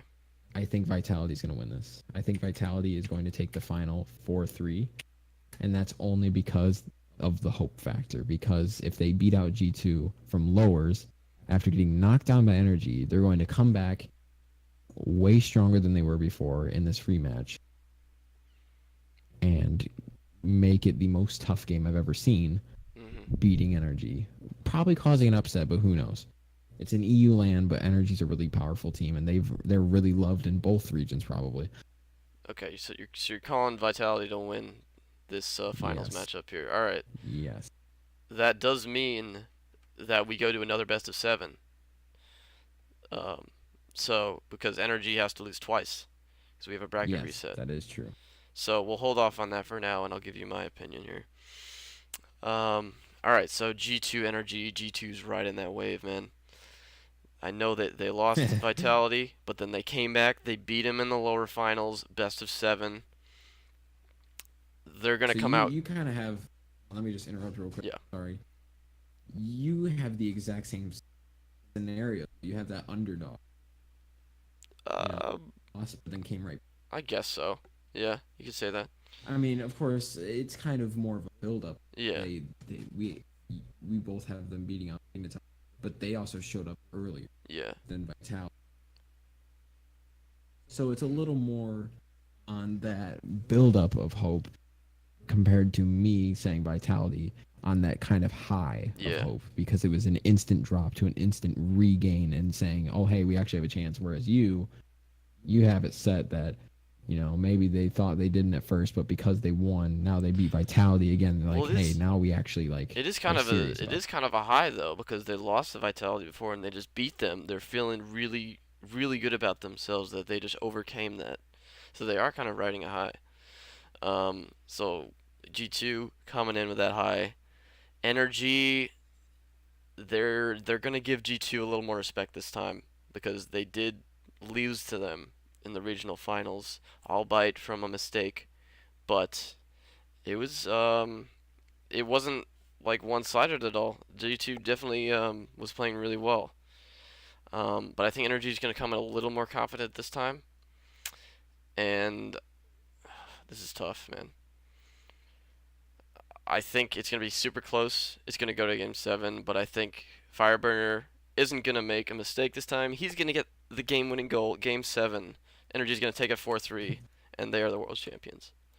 That's a little more confident. He's gonna get the game-winning goal, huh? Yeah, it's a bold prediction, I know. It is a bold Yeah. prediction. That's the most bold prediction we've made tonight. Mhm. Um, so that completely changes So you have a what bracket I was. reset, I don't. So the I floor have is a bracket yours. reset, and if I pick NRG to win, then that would mean that it resets again, huh? No, that means it's over. So so that means that literally if they win here, then they're done, huh? The bracket if match 19 is last no matter what because both teams are on one Okay, loss there. Whoever gets two losses is out. all right. I mean that doesn't really change how my final opinion is gonna be, but I just wanted to make. Okay. Yeah. Um, so I said that Vitality comes back because of their high from dropping to lowers, getting just this blast of hope after winning against G2, flying right back up to grand finals, and then winning. Because I really think that no matter what match 18, Vitality will just have so much positive vibe Mhm. that they're going to like play a lot faster than energy and just win. But when it resets, it's going. I think it's going to be really balanced again. Like I think that Vitality's like, all right, well now we have to win again, and Energy's like, well we can win again if we need to because they beat them once, so they're Yep. both on the same level again, and it's even more tough than the first choice because it's just like you got to think about it. Vitality, had a completely different mentality coming into match 18 than NRG did. But since they're resetting, if they're back to match 16's mentality, and so is it going to be NRG winning again because they're at a balanced mentality again, or is it Vitality just has so much more momentum because of this hope that they're feeling? Yep. Is that going to outweigh the balance of, or is that going to outweigh the previous outcome of match 16? Okay. And I honestly am going to say that because it's going to balance out again, it's going to be energy again. Oh, all right. I'm Interesting. saying that because if the mentality that I'm predicting does happen where Vitality moves up, wins, and then realizes they have to win again, they're both kind of going to be on the same playing field again. So I think energy is going to show what they showed in match 16. Okay. And I'm honestly still calling it. Honestly, I'm going to call the final reset 4-2 because I think Okay. Vitality is going to have that hope, but it's Yeah. going to diminish in the resets. They are playing their And 4th best of 7 in a row. yes, they are. And so I think it's going to be harder for them to pull off what they pulled off, if that makes sense. I like the vitality thing you got going. I said it like 4 times, and I was like, man, this is really getting repetitive. All right, so you have But that energy is my winning as final well, answer. except in a bracket reset. Tough bracket reset, yes. All right. So that's it, ladies and gentlemen. Gaze upon it with glory. Yeah, Um, let me zoom out again because I had it zoomed in on the final yeah. area. So let's Zoom recap out. a little bit. So my favorites to win are energy. I have energy winning, as you can see. I want to go through. Well, tell me your favorites to win if it's not energy or if it is energy. I'm definitely for sure saying energy Okay. is going to have a really, really strong plan, so much that I'm going to pick them as my favorite to win. Mhm. But if somehow my prediction completely changes and energy does not have as strong of maybe only making it to upper finals as I'm hoping, I have a lot of hope for complexity to make a comeback if need be. Yep. Like if it's not energy, I'm hoping complexity shows what they didn't show in regionals Okay. because they I don't think they really I think it was just an Mhm. off day for them, regional championships. I think that you know now that Yep. they've made it to land, they need to show up what they did last season. So I think complexity will make it farther maybe than I've predicted in this bracket here. But I still think energy is going to be the fan favorite for me anyway. Okay. Yeah, energy is definitely my favorite to win it. Obviously, G2 is my fan favorite or my favorite team. I think I'm really high on vitality as well. I have them coming third, so I think they could definitely pull it off. Um, Give me a dark horse team. Give me one that we're not expecting. You mean like someone that could just come out of nowhere, really? Not like out of nowhere, because we're not gonna see Tainted Minds win it, but with some sort of capability to win it, but nowhere near the favorites. Okay, with a little bit of just as a matter of respect for the team and the story behind how they've made it, I have a little bit more hope than some for EG. Okay. They did get kicked to the lower bracket. I honestly am expecting them to get kicked to the lower bracket pretty early, regardless. Mm. But if they make it through lower bracket, I think EG has a bigger chance than most that get kicked out early. Because if we're calling it that it's gonna be like I don't know, like uh, a different team getting put into lower bracket than, let's say, like complexity earlier, and Yep. maybe it's G2. Maybe EG just gets luckier that they're put up against, you know, um, complexity if they get knocked lower than they're against G2, you know. Sure.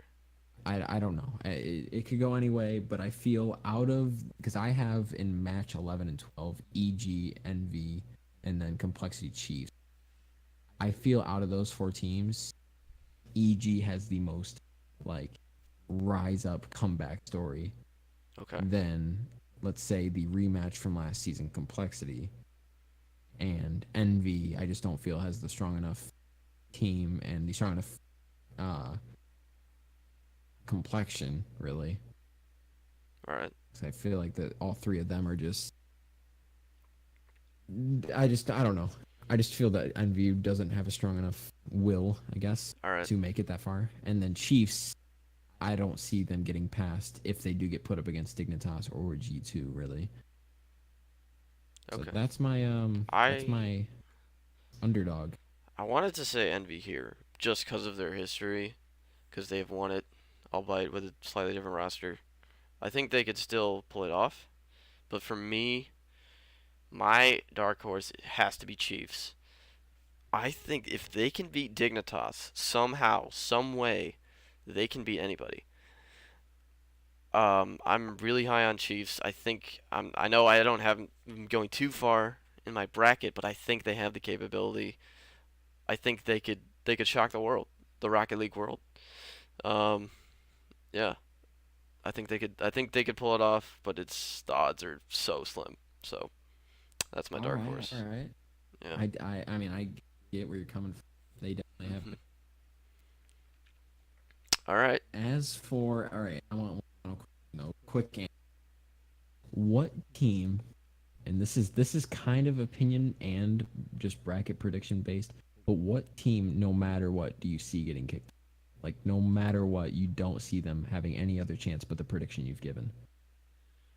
So do you mean like Or I guess I should word it better. What team do you see sticking no matter what to the prediction that you've made? No possible other outcomes. can we exclude Tainted Minds from this? Um, I guess. all right. I guess. So yeah, Tainted Minds, but no other possible outcomes. All right. This is kind of stretching the question, but I guess Cloud9. I they may not go out. They may not win a game. This is what I'm saying, but I think they'll still go out pretty early. So I'm not high on them. Right? They look terrible in the regionals. I don't think Gimmick is the type of player to adapt his playstyle very quickly. I could be wrong. He might show up and shut me up, but I just don't think they'll do it. Okay. That's Yeah. honestly a solid prediction to make because that's probably what as well. Yeah. Because like you said, Chiefs definitely has a better chance to scrounge their way through lower bracket than maybe C9. Because I feel like C9 is the kind of team that after losing and getting kicked out so early, they won't have the willpower to make it through all the way through lower bracket. And that's also going to be my pick, honestly. All right. C9 doesn't have the willpower to make it through all the way through lower bracket. I feel like once they get knocked down, they're going to stay down. All right. Anything else, my friend? I feel like we've covered everything we It's been have a in while. Oh, three we're hours creeping now. up on 3 hours here. Um, You know what? Worth it. it was a great show though. All right. So who's ever watching, whoever has watched, I hope you guys enjoyed. Yeah, whoever actually stuck around Yeah. because I don't think because I have the app open on my Yeah. phone, the Twitch app to check viewers, and it's really inconsistent. Yeah, Like I it had doesn't I actually was tell I me was how many are checking watching. every once in a while. There was a few viewers every now and then. It doesn't even show right now like the exact amount probably. So Yeah. whoever is actually watching and made it this far, I mean, bravo, I guess Yeah, to thank you. you for listening to us ramble. Um, so yeah, the you can expect another one of these a week after the World Championships. We'll be recapping everything. Maybe some other news We'll in be there as well. We'll see. reconstructing the bracket to show exactly what happened Yeah, and our opinions on and how our why we were predictions so right or compared to what wrong. actually happened. Yeah, that'll be a Um, good one. yeah. All right, so you guys can stay tuned for that, and I think that'll do it for us. We're signing off. Yeah, follow each of our streams because Yep. I'll probably be streaming soon. He might be. I don't know what he's doing. I am going to be changing my stream name soon. It's DJ Productions CO right now.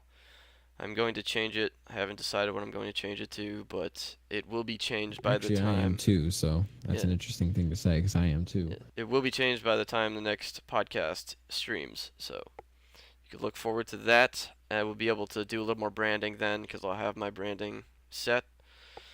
So yeah, I hope you guys enjoyed. And you got anything else to say, Tyler? No, I was gonna say the same thing you did, but you say it better. So keep doing what you're doing. All right, I'll do my thing. All right. Have a good one, guys. I hope you guys enjoy the World Championships. I know we will, no matter what happens. And yeah.